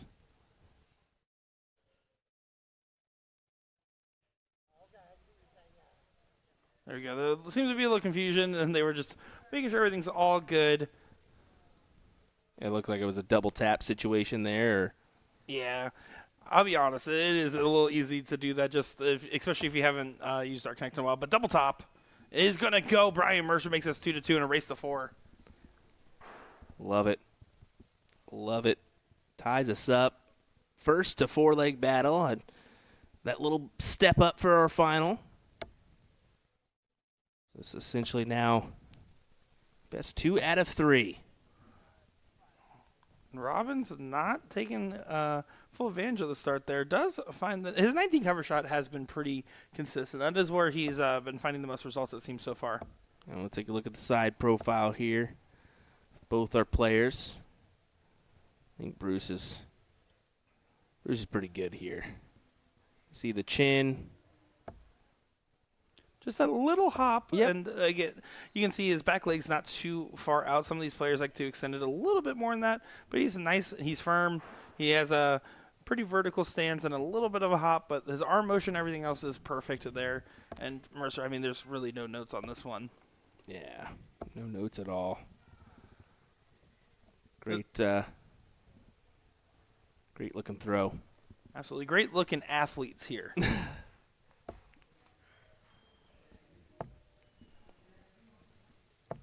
Oh, look at that. See, the 19s for Robbins right now have been just persevering from him dart after dart.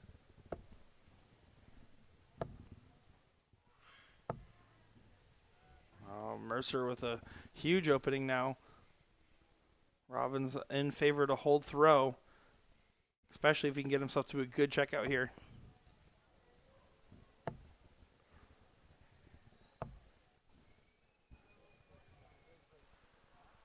Appreciate all you folks joining us, whether it be on our Facebook or YouTube pages. Lots of viewers joining us for this action in Kissimmee, Florida. Thanks for being here.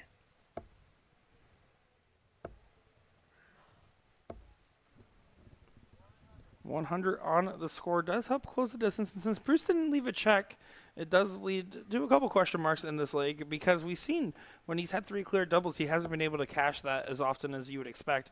If you're averaging 33% on your doubles, then that means that if you have 3 clear, you're going to hit it, typically. Good shot there from Bruce. 138 sets up tops when he returns. And he will be guaranteed a return, even though that's a nice 140. So here we go. Bruce for the 3-2 advantage. Get himself to match point here in your open singles final. Pulls it down. And now over to the 5. With 104, he has to go for it because Mercer did successfully punish. And look at that. And that's what I'm talking about. Yep. When he's had 3 clear, he hasn't been able to capitalize nearly as well as when he's had the combination finish. 104 entirely viable now. Let's see. Does he stick? Yeah, it goes 18s here. There's 32. 72 for 32, and he gets that. Wow. Big check out from Brian Mercer, who punishes the Buffalo for missing that opportunity. It was 6 darts of punishing because it was the 140 to the 104 that caused that to happen. And it's a break, and he gets the throw here for a potential win. Another final win would be woo. And he's a teddy bear. How do you not like a teddy bear doing some good work on the board?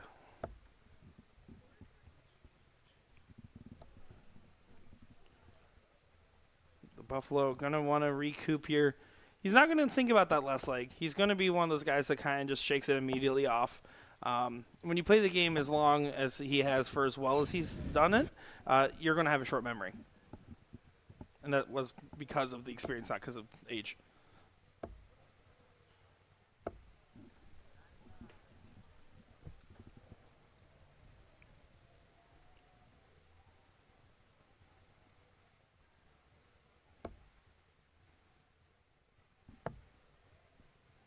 Oh, this is not what Robbins wants to see right now.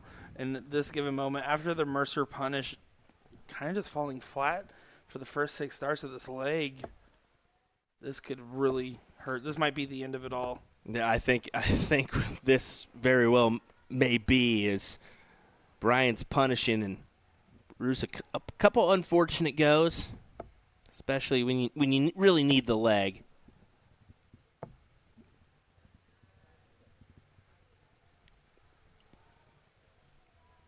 What will Mercer do here?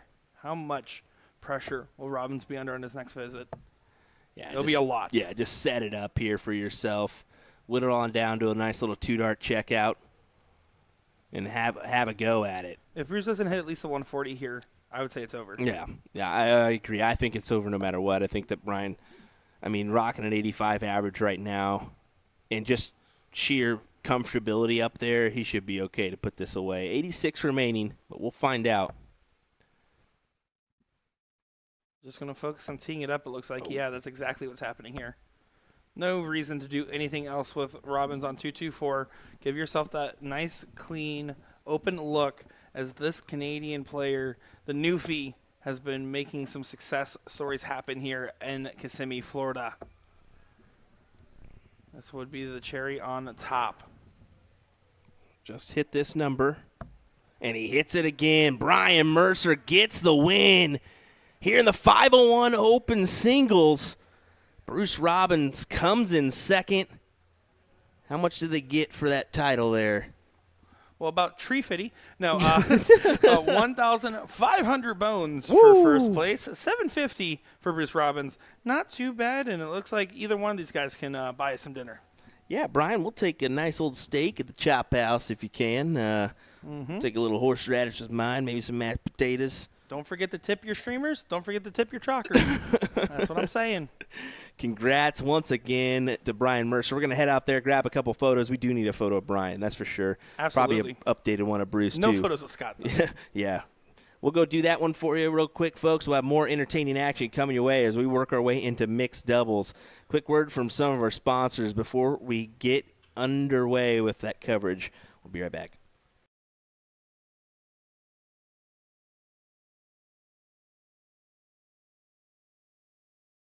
Humphreys is the greatest darting force on the planet. Bullseye. Oh, we got one. Fish has been landed. We know he's too good. The world number 1 world champion. Incredible stuff. Let me tell you about A to Z Darts. We're a specialty dart store with over 10,000 different products. We create in-depth videos and blogs to help improve your game and showcase our products. We give helpful advice on how to practice darts, the fundamentals of form and mechanics, and how to make better decisions when purchasing your darting equipment. Whether you're brand new or a seasoned player, we try to provide fun and informative content. I'm Jen, the creative director for A to Z Darts. I've been playing for over 10 years, and I've traveled the world competing in and promoting the sport. This is Will. He runs our live streaming company, USA Darts, and travels the globe as well to broadcast major darting events and interview PDC players alike. You'll find over 2,000 different sets of darts on our website. Guessing right now you're pretty interested in our resources? Learn about form, throwing mechanics, practice routines, scoring and grouping, checkout methods, cricket strategy, and much more. Visit a-zdarts.com to take advantage of our blog or follow us on social media at AZDarts today.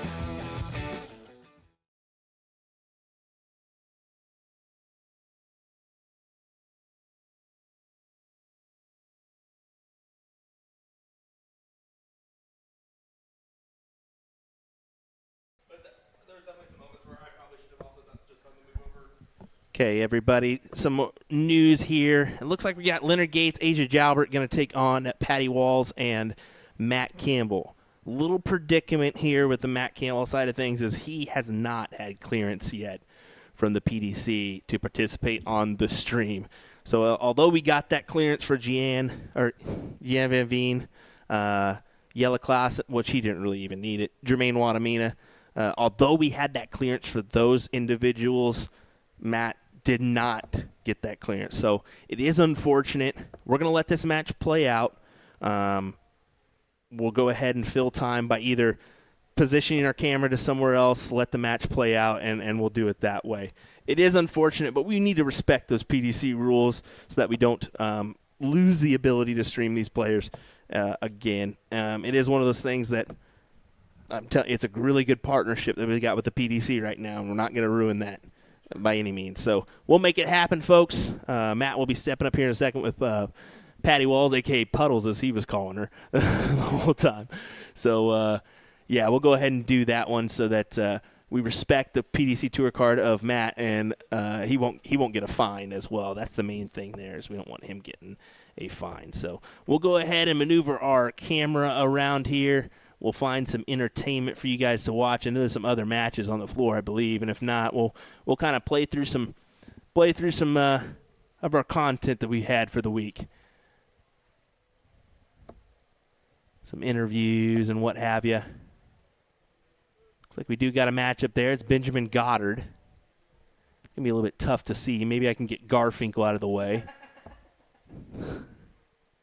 That one will be awfully difficult. Even this big old camera may be difficult to work with, but we'll figure it out. We'll keep it right here. I'll get your scoreboard intact, and we'll enjoy the matchup from here. No, it's not the best view, but it definitely works. And we'll be able to at least watch some action instead of just, I don't want to just throw you through an ad reel loop. So I'll find that scorecard. It ain't going to work. It ain't going to work with that dude. I'm going to have to manually turn this camera off because he's just big old head in the way. Come on, David, get smaller. All right, let me find that score.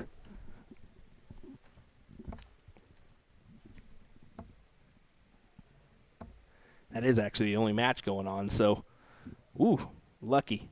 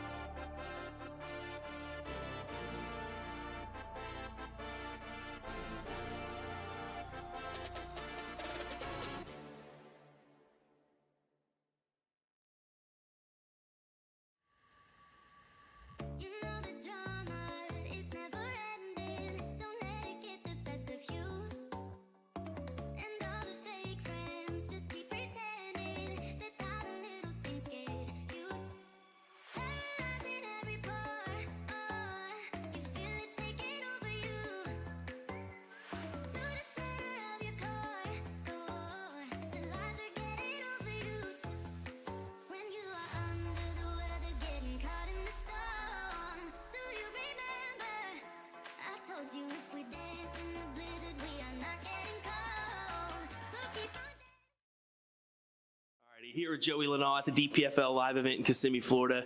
How does it feel to be down here once again, Joey? It's awesome. I love coming down here. It's a vacation. I also get a tournament out of it, stay an extra day, do some parks. I like being down here for a week, so it's nice. Yeah, it's a good vacation spot. I mean, a couple golf courses if you fancy that, but even better, some great darts, some great competitors here this weekend too. Oh yeah, you got some PDC players here. You got people that aren't PDC players, but they come overseas. It's good competition here. Yeah, definitely. You got some incredible Dutch players here, including one of your new teammates, Jan van Veen. Good to see him in person, I'm sure. Yeah, I played him in the development tour a year ago around now, and he wasn't nice to me. He beat me pretty nice on the board, but good guy. I like seeing him. Well, let's talk about darts here recently. You've been, of course, doing the CDC tour and just kind of the circuit in general. Where do you think your game's at right now? It's like a roller coaster, up and down, but I feel like I'm on the upswing right now, having some really good games, having some bad games, but overall, I feel like I'm up there playing with the best. You're only, 22 years old, if I'm not mistaken? 22. A long way to blossom in this game. Where do you think your game can go? I think it go to the top. I feel like I have a nice natural throw, and just got to keep working at it. And a few years from now, I think I could be the best in the room. Well, we've already seen the success in the Continental Cup side of things, the CDC level tournaments. I mean, you're right there with some of the best in the country. Oh, yeah. I mean, playing all these guys, I've beaten them all at least once, so it's nice to see, come onto the board again and play them, and I know I could beat them. So. Well, moving forward to this Red Dragon sponsorship, newly formed sponsorship here, how does that feel to have a company like Red Dragon just bring you on and with all the big boys and girls they have? It's awesome. They sponsor so many great players. They have world champions on the roster. And just a big company. They do so much for darts, and being able to be part of that is awesome. I know down the road you probably work with Lee, maybe on a barrel or so. You excited for that process? I'm excited for everything that they give me. There's sky's the limit with them. They're awesome. So I'm excited for everything in the future. Well, they've been definitely attacking this North American market. You've seen some of the soft tip professionals they've been bringing on, as well as Jules, you, Adam Savada. Just a good team behind you there. Yeah, some good players, some CDC winners, some PDC players. It's nice to be in a company with them, and I'm looking to be there in a few years. Definitely so. Well, Joey, thanks for taking a moment with us here at the DPFL Live Event. Good luck this weekend, and congrats on the sponsorship once again. Thank you. Appreciate it. Joined by Ryan Watson here at the DPFL Live Event 3, and your amateur winner against Shad Noonan in the finals, and what was a very dramatic affair on the board. First off, a lot of people are probably wondering who you are. So can you tell us how long you've been playing darts, what got you into the game, and how you got here today? Yeah, so about 3.5 years of playing darts in general, outside of just like being at a bar randomly and throwing bar darts, I guess. I had a lot of friends in the scene back in Alabama that played, and they had a guy that was actually moving away, and they just kind of randomly asked if I wanted the spot. And yeah, I was just like, I've never played, was sure. And then like that first season was actually, I was like the 501 guy, and I was the third slot or the second slot, so I was always catching like the worst players, but I won every game that season. And I was just like, I can't go back now. So it was just like a sickness from then on. 3.5 years. And then I moved to Florida, and then about 2.5 years ago. And it's just been growing ever since. Yeah. Yeah, and I mean, like we said, the finals against Shad Noonan there, it was a high-pressure situation, but you ended up coming out on top, getting a $1,000 first-place prize. I mean, is this the biggest event you've won? I mean, what was your thoughts in that moment? I mean, talk us through it a little bit here. Yeah, I wasn't feeling a lot of pressure because I didn't think I'd get to that point. So I'm the kind of guy where if I'm like, there's a certain point where if I get past it, I'm just like, this is all gravy now. Like, if whatever happens next is extra. So even in that game, obviously you step up there on the stage and it's like, this is a whole new thing, and so you're a little nervous at first. And I actually like the stage more because there's no people around. You feel like you're in a little vacuum. You don't know you're on camera unless you think about it, which I wasn't. But no, it was less pressure and more like, I don't know. I took the pressure off myself a little bit. It didn't seem like he was feeling the pressure either. It was just like maybe the missing some doubles got to him, and I wasn't missing that many. So, it wasn't a great game, but Like, it was a grinder, you know. It's just, you got to win those. Like, I think, yeah. Well, you did win it, in fact, and Yeah. I mean, to be able to go into an event hall like this, where there's PDC Tour card holders, CDC Tour card holders, you know, people that have done amazing things at the top of the dart game for a very long time. What does it feel like to be competing in the same room as them, get a chance to meet a lot of these darting idols? Imposter. But it's just really cool. Like, it doesn't feel real. Like, there's no other sport where you can just, like, you can't just, like, go play basketball with LeBron, you know? Like, that's not to say that's exactly what this is, but when you walk into a space and there's, like, Jen Van Veen and Matt Campbell and then Jermaine Watamena over there, these are guys that I watch every day. Like, not every day, but when they play, I watch them. Like, some of my favorite players. And so, yeah, that feels weird. It feels weird that I'm just, like, I just drove down the road and then here I am with PDC players and I can talk to them and play with them. It's really weird. Yeah. And I mean, you're also very undercover looking, in the sense that you have the t-shirt on and the ball cap and everything. You know, obviously winning the amateur event, what's your next aspirations? You know, are you going to try to get maybe a jersey sponsor? Are you going to try to continue to keep grinding it out, or where do you see yourself going for the next step of your dart game? I don't know. I don't think about that. Like, that feels not likely or possible. But you know, it's something I want to be really good at. And that's all I really care about, is just getting better at it. And, you know, I most of the time I play every day. I practice every night at home. Like, even if it's 30 minutes, I'm going to throw a few darts. So I think just, like, it's less about what I want to do and just, like, how good I want to be. You know, I want to be one of those guys that's up there, you know, averaging 80s, you know. I want to have those 100 average games, you know. I don't know. I want to see what's possible, I guess, is all I really care about. Well, we're excited to see what's possible as well, and we appreciate you taking the time to chat with us here. As again, you gave us a great performance on the stage, and it's looking bright for the future of Florida darts, with Ryan Watson being a welcomed addition to it, and we wish you nothing but the best of luck. Thanks. Alrighty, here with Mr. Steve Brown. What are you, the head of the JDC? How would you consider that? I think my official title is Chairman and Founder. Yeah, there you go. Well, it's nice to have you here. From my understanding, you just came to Orlando for a vacation and found this DPFL Live Event, huh? Yeah, well, I'm familiar with the event. I wanted to come last year, but I couldn't make it. And it just slipped my mind this year. So we booked a family vacation. And as it happened, a day before we left, I seen the flyer on Facebook. I thought, I bet we just miss it. Just be my luck. And I looked at the flyer, read the dates, and I couldn't believe it. So, yeah, so here we are. There you go. How do you like it here at this event? It's unbelievable. It's exceeded all expectations. Yeah, even just pulling up to the gatehouse at the front is an amazing venue. It's really well ran. Lots of events, I think 21 events over the whole weekend. No, it's been fantastic, and players from all over the world. So yeah, it's a great event.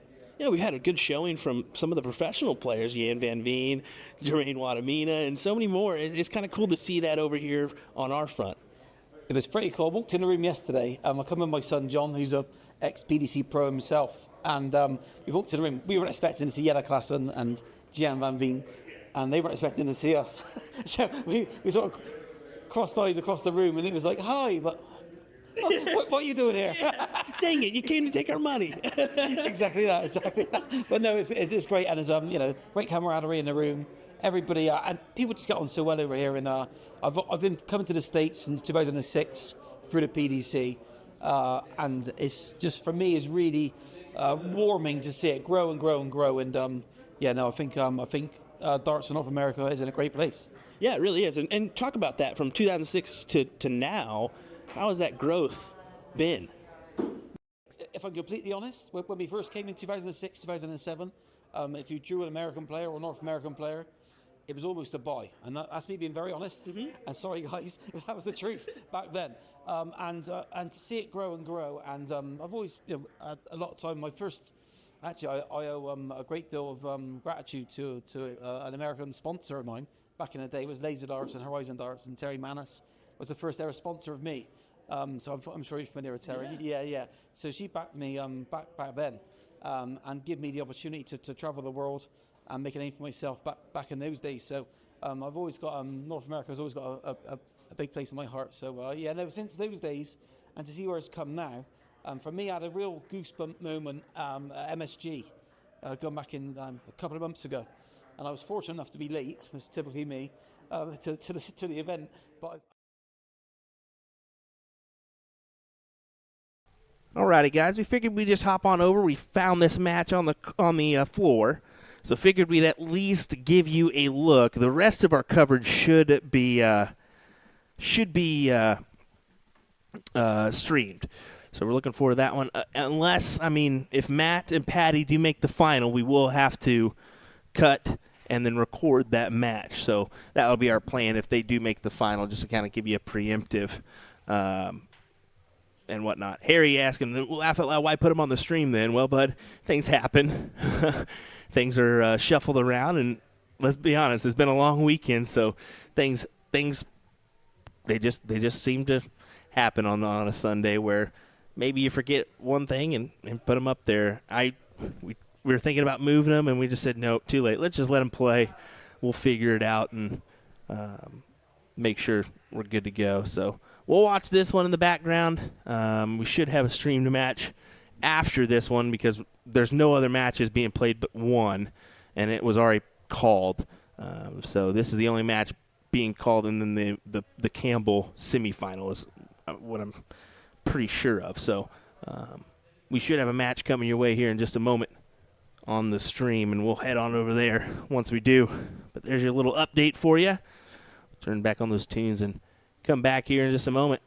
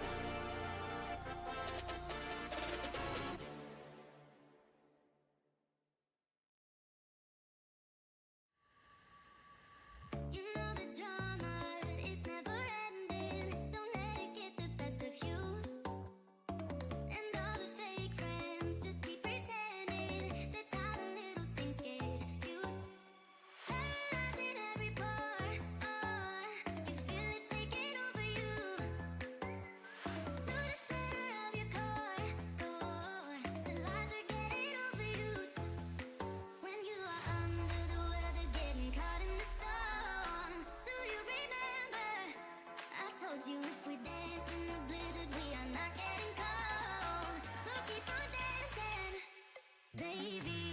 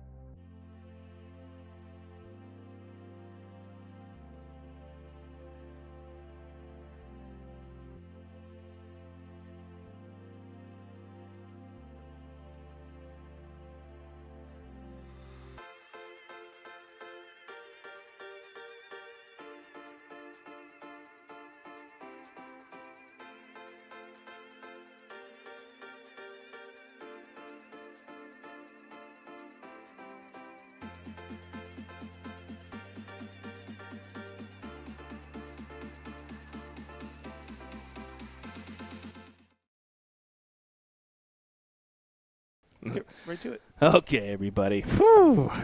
I just decided they were about to play, and I moved them. I said, nope, come on, guys. This is. You're going up here now. I don't know how this happened. I don't know if they're auto-scheduling by accident or something. Something got caught in the mix, but it is what it is. We're going to make this happen. Albert Ansey, and honestly, I didn't look at her name. That was a dumb move. It's Gina Florian and Jen. It is actually Kachi. We found that out the hard way because she's like, no, it is Kachi. I said, you told me it was Coachy. She was like, no, they call me Coach for short. For sure. For sure. Did she say it with that accent? I mean, she's got a little bit of a New York accent, let's be honest. Funny. I love it. Let's be honest. Love it. All right, so this is your quarterfinals. This is, Kay Ansey. I wonder if this is Mrs., if this is... What relation? What type of familiar relation? relation? Yeah. It's always tricky. You don't want to guess wrong, because especially with connotations. But I do believe it's the missus, but I'm not sure. I guess I should have taken the next step and actually pushed in everything there. I really just frantically went up and said, "No, I get you covered here." Well, we should have taken the next step and made someone go up there and chalk as well. His daughter says Albert there we Ansey. go. That's what we were wondering. We just didn't want to assume here. Oh, I mean, every go. once in a while, you know. Yeah, never know. The old guy can pull off some Okay, good ones. No, I'm just kidding. Here we I'm go. just kidding. Back But to that's the what I was saying. action. You never know. You never know. You can never assume these days. You can never assume these days. So, yeah, father-daughter duo taking on Gino and Jen. We'll see how she plays. I know that Albert Ansey is a great shot. Oh, my goodness. Looking forward to it. It should be fun. And honestly, right now, Gino, looking for a little bit of redemption on stage. He has had 2 performances where he clearly was distraught after with his own performance. And he's a very talented player, and he's just looking for an opportunity to show it properly.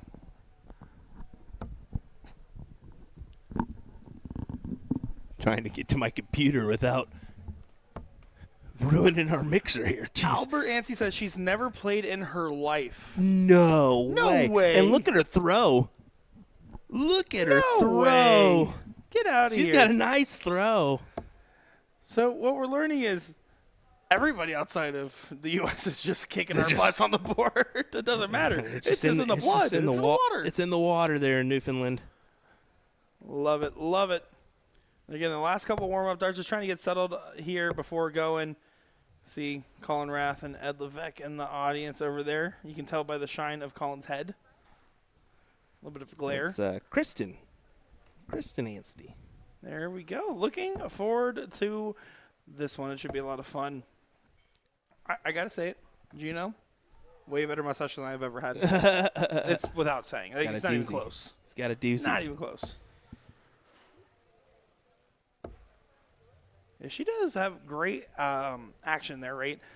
Taking a look at what she's got going on as they're just about to get underway. Seems like for someone that doesn't play, I mean, I'm sure she's picked up the sticks before, but maybe never played in tournaments or maybe only played a little bit at the house. All I know is that what we see right there, the optics look good, as Alan Palmer stepping up to chalk this one. Should be a good show. Give us a like, give us a share, give us a follow. We want to make sure we're winding down our coverage. We're towards the end here. Oh, hold on. I know it's wrong. If you guys are curious, Will just sprinted away in the funniest looking fashion I think I've ever seen. That was very goofy. He clearly has not done a track and field in a little bit. And if he did do it, it'd be silly. I'll get a couple extra warm-up darts for the players. Yeah, we are winding down our coverage here, like I was saying, for us here at DPFL in Kissimmee, Florida. Winner of this match will play Goddard and Abergel in the next round. 2 people we've seen on the stream in finals before. Great to see again. Currently playing Davey and Pantai, Walls, and Campbell on the other semi. If they do make it to the final, we will have. If Campbell's team makes it to the final, we will have to just record the match. Unfortunately, just due to rules and regulations. So it looks like they're just getting everything sorted here. Just going to make sure everything is good. I'm pretty sure they're just about ready. Yeah, Will's up there fixing everything right now. Look at that. He does his serious face. Kind of like scrunches his nose a little bit, if you noticed. That's when he's in the zone.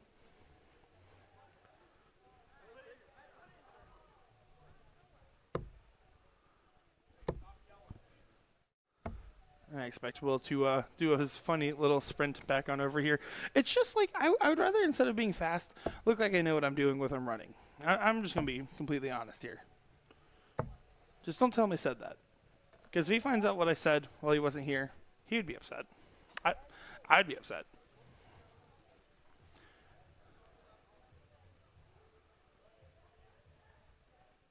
Yeah, they're just taking an extra second. Still not going quite yet. It looks like they're getting into the dough here, so they're finally fixed up. But don't worry, you haven't missed a bit of the action.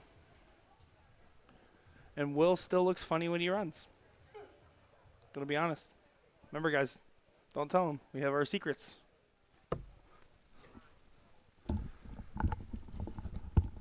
Well, first off, now I got to apologize to the players because that was definitely my bad. So it said Patty and Matt up there, and they were just standing there. I put in the wrong port. Oh, no.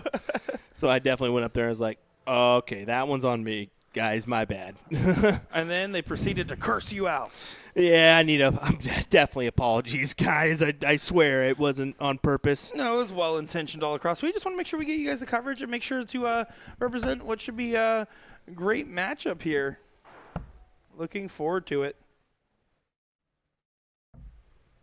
That board sound is pretty loud. Was not able to get in on the first go. It is double in, double out for 301. Pretty standard affair for something like that. Gino going to waste no time here. Like I said, looking for a little bit of redemption on our stream board. Well, look at this. A young lady who's never played before, but look at the throw. Look at the and look she gets at the in. throw. I mean, she gets look in. at the throw. That's fairly good-looking throw. I mean, it's someone that's straight through. Someone that's never really played before, naturally better than Sean Green. Sorry, Sean. No, you know he's listening too. Yeah, his flight got delayed. I know he is listening. I hope you're listening. Looks like there might be a little discrepancy here. There we go. Just 95 and yeah. Yeah, there's some going on there. But now, off to the races. Florian and Coach just doing their thing one dart at a time here. Taking advantage of the fact that they got in on the first three, which is just, you think diddles are important for legs in the earlier style of play we saw? Your opening double matters so much. You have to just be able to get in your first three darts. It doesn't matter how much you get in on your end, as long as you get in. Good way of putting it there. Yeah, that's the truth. As long as you get in and start chipping away, that's the main thing. Oh, finding the trouble on the first one. Gets away from her a little bit, but she does correct for a 92 on the score. I can't believe. I think someone's yanking our chain here. There's no way, right? There's no way. Yeah, she's got a good-looking throw for sure. Left herself on two. That's a little difficult. 57 for double one. Yeah, just play it aggressive, right? You just go right at it. If it goes and busts, I would rather leave 59 than 2 probably with the opponents on 140. Yeah, it does bust, but took a solid effort at it, and that's all you can do from there. Albert Anzi says, no, I swear she's never played. I trust it. Wow. I trust it. That's amazing. Wow. Of course, Albert's never played either. Come on now. That's a joke. That's a joke, by the way. And I'm talking about the Albert in the chat, even though that's junior. Oh, I yeah, believe that's junior. Yeah. Nope, he's actually really good at multitasking. That would be funny. He's out there. Well, there you go. Takes the leg. 1-0 in favor of Florian and Gachi. Color me impressed here. Gino got in immediately last time on the 16. Going to try to do so again. It doesn't get in. So this is the opening this time. Albert was not able to get in. Gino was. Will this be a different story here? It is. And how about that in? Double 15. Yeah, he went for it last time too. Again, the verticality. I don't like it going for 20 on double N personally. I think you're just because you're okay with missing into another double when you're trying to get in. That's why you go either right side or left side, depending on your preference, if you ask me.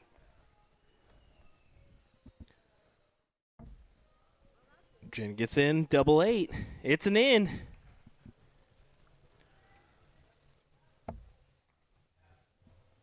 She's trying to just continue to pluck away here. Seriously, oh my God. Yeah, that's what though. Oh my, That's funny. But you're playing father-daughter duo, first tournament. You know, for Albert, this is just fun. He doesn't care. If they would have lost first round, he was cool with it. All he's trying to do is make sure he does everything in his power to get a win because he's just enjoying the moment with her.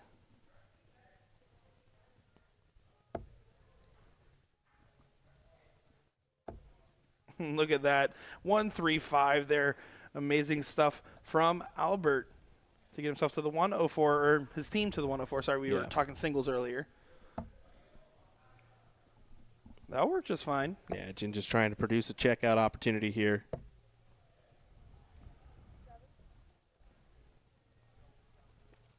Steel Wolf saying, I've never seen 301 doubles. I've seen 301 double in, double out. Or, sorry, 501 double in, double out. So, yeah, 301. She has a checkout here. She does. She has a checkout Holy here. cow. She has a checkout here. 24? Oh, no, she just chuckled. But imagine if she had taken that player out. taking a ton plus out on the stage. Are you kidding me? That would have been great. Are you kidding me? Jason Watt. Oh, funny stuff, Mr. Beard. Funny stuff. But yeah, I mean, this is the last event, so I think in order to speed things up, they did the 301 double in, double out, and it's a fun little alternative. There is a blind draw still today. It is notable. Oh yeah, I forgot about the blind draw. I was going to say it's the cricket blind draw tonight. Oh, that's unlucky for Albert, and he just oh, that's tough.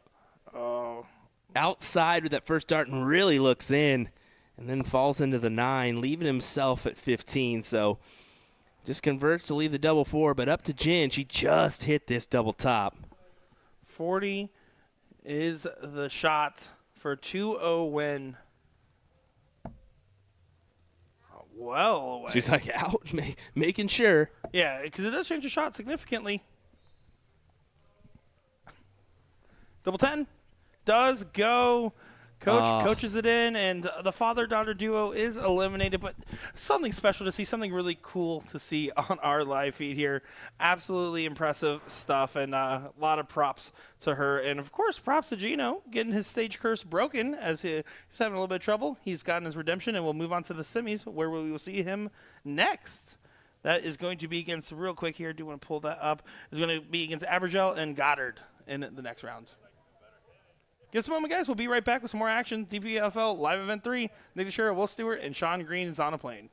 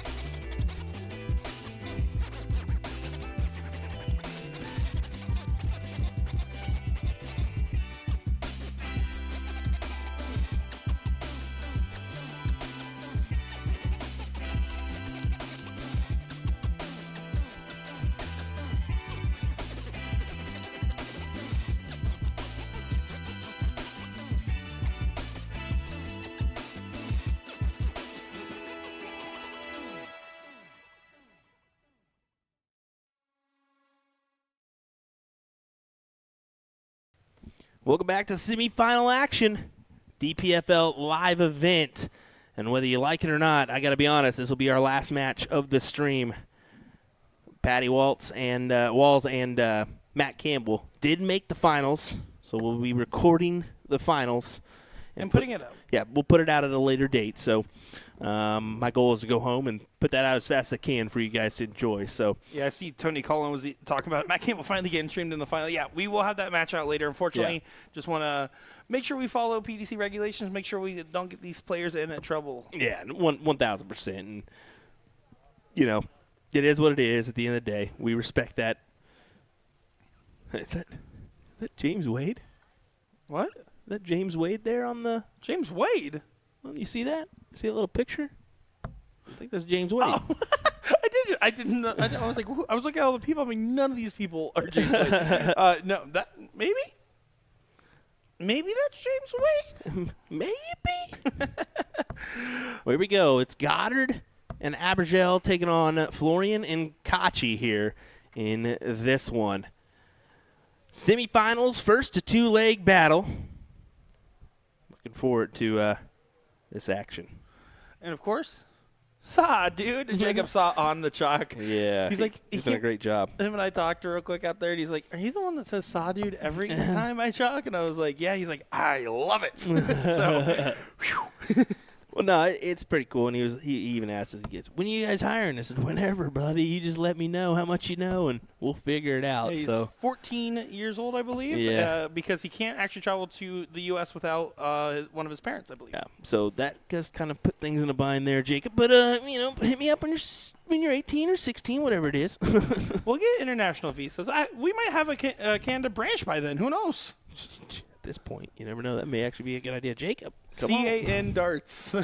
They go with the USA. Well, Abergel and Goddard have still not found their way in, which can make this leg very difficult, but there's an in. Yeah, looking forward to seeing what our mixed doubles is going to shape up like and what we're going to see in our finals.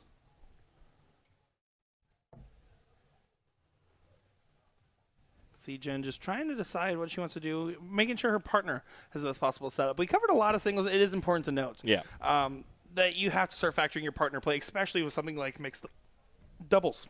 Ooh. Sorry, I had a hiccup there. Ooh. I had to fight that hiccup. Yeah, you did. Mm.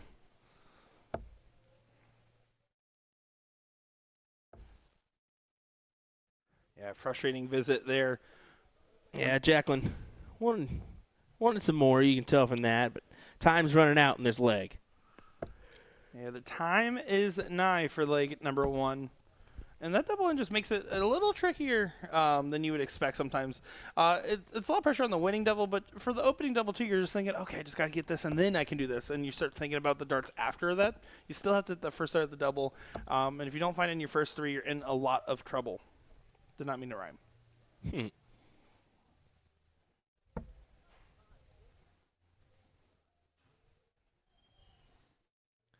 Was a 14 from Jen. So she's going to have to scramble around here. It's 34 remaining. Oh, yeah, no. She won't like that. 15 leaves her 19. And this is a little bit scary because 117 obviously is a check here. This could be a punish, and honestly, Jacqueline's proven that she can hit some of these big shots and has performed particularly well on the stage. In this moment, not going to go her way. Trip 20 to leave double 16. Got away from her, and she says, what? What?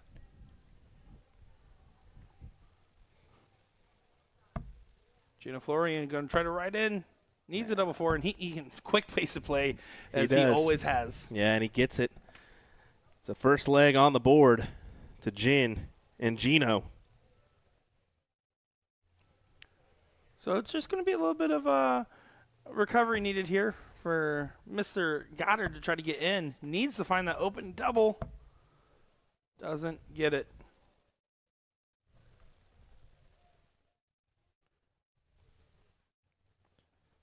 Another door opener, and he captures it, so Gino's done that particularly well. He's been getting in pretty efficiently every single time we've seen it since the last match.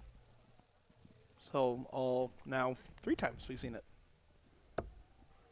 Jacqueline gets in, though, so on the board, that's the main thing.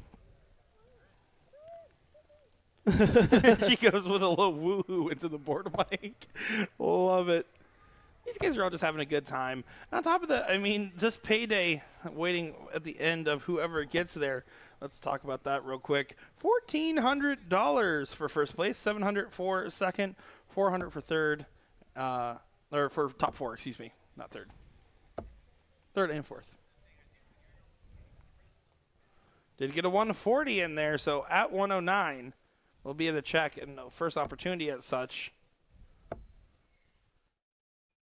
Gino does a good job of bringing that one down, though, with the 125. That's a great shot. That's a great shot there, leaving 70. Mighty excellent. This may have to go. And that first start just makes it impossible. Yeah, very difficult. Needs to stay true, and she knows it. just kind of getting away from her a little bit. You can see the little extra rock in her motion that she has. Maybe just not finding the right starting point or something like along those lines. Because I'll tell you, when she was on there earlier, I was thoroughly impressed with her performance.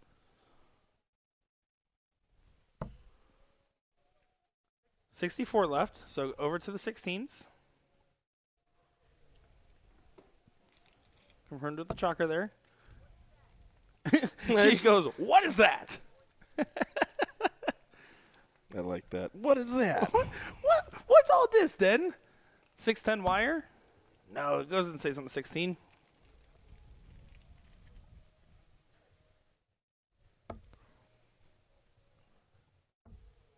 Ooh. That's almost fell over on that dart. Yeah, he was just really trying to commit the body to it. I think this is over. It might be. I think Gino's going to take this first or second dart, to be honest. He's going to try taking it in the 1. Does take it in 1 for the time bomb. That's what I was thinking. Tick, boom. Goes the dynamite. Well, there you go, folks. Gino Florian will advance to the finals. They'll take on Patty Walls and Matt Campbell. We do apologize, though. We won't be able to stream that matchup. We will be recording it, though, so we can get it out hopefully in the next day or two is the goal. I'll be heading home tomorrow bright and early. Get in about 12. I'm going to be honest, probably won't do a lot of work tomorrow. You do work? Yeah, I'm just kidding. Right. I'm just kidding. You're right. No. With the travel and everything, and we also do have a start of another show tomorrow night. So probably going to get out here ASAP to the Rocky. But that pretty much is concludes our stream side of the coverage. And I just got to say to everybody that is still here, we appreciate each and every one of you for sticking around with us, talking with us. I know Sean, Will, and I all appreciate it. We appreciate the DPFL staff as well, dpfldarts.com. If you throw, go ahead and check it out. Season 10 underway, and looking forward to another great year. Yeah. Sorry I cut you off there. No, you're right. That was dumb. No, was dumb. No. Please. I was just saying, dpfldarts.com. You need to get involved. I played in a couple of the online seasons. Unfortunately, I really don't have the time anymore with traveling around and stuff. Or the average. That too anymore. Let's be honest. Highly encourage you to get involved. It's a North American equalizer, guys. This is the North American equalizer online darts. And we've seen it. We've seen results time and time again. We're going to continue to see results from our North Americans because of this. And because they get to play the international players, they get to play against each other. It is great to see. And DPFL is doing a great thing here. It's too easy to get online and play somebody with an identical or better average that, maybe miles and miles away. Maybe in your area you don't have somebody that can compete with you. That is why it's a big deal. Yeah, we saw with the rise of soft tip darts in North America, the reason it became so popular was the online play. Yep. And because of COVID, the post-COVID darts renaissance we're in now, DPFL Darts has capitalized on it. We're seeing some of the best ever. It's a good time to be a dart player in North America, and just make sure to support these events. Go out, go throw. You should be here. If you were anywhere near here, you should be here. And if not, I'm going to give you the finger wag of aggression. I'm just going to be honest here. And I do appreciate, once again, the staff for having us out here. Will, I appreciate you having me out here as well. It was a long, long drive for me, but I'm happy to be able to make this event. About 5 minutes to be exact. 8.5. But thank you, folks, for joining us once again. And look forward to next year, right back here at the Reunion Resort. I guarantee you. We'll be here again. Live tomorrow for the CSC Challenger Series. Be sure to tune in 9 p.m. Eastern, 8 p.m. Central. Looking forward to that matchup. Garrett Rakowski takes on Austin Braswell tomorrow night as we kick off another season. What is it? Patriotic? It's the election year. That's right. It's the election year. We're Partners Promoting Darts News Network. I'm very impressive. It's a huge accomplishment for me to be involved in the CSC Challenger Series. Thank you very much. You guys have a great night. 40 scored 5 years ago. Take care, guys. We'll see you next time.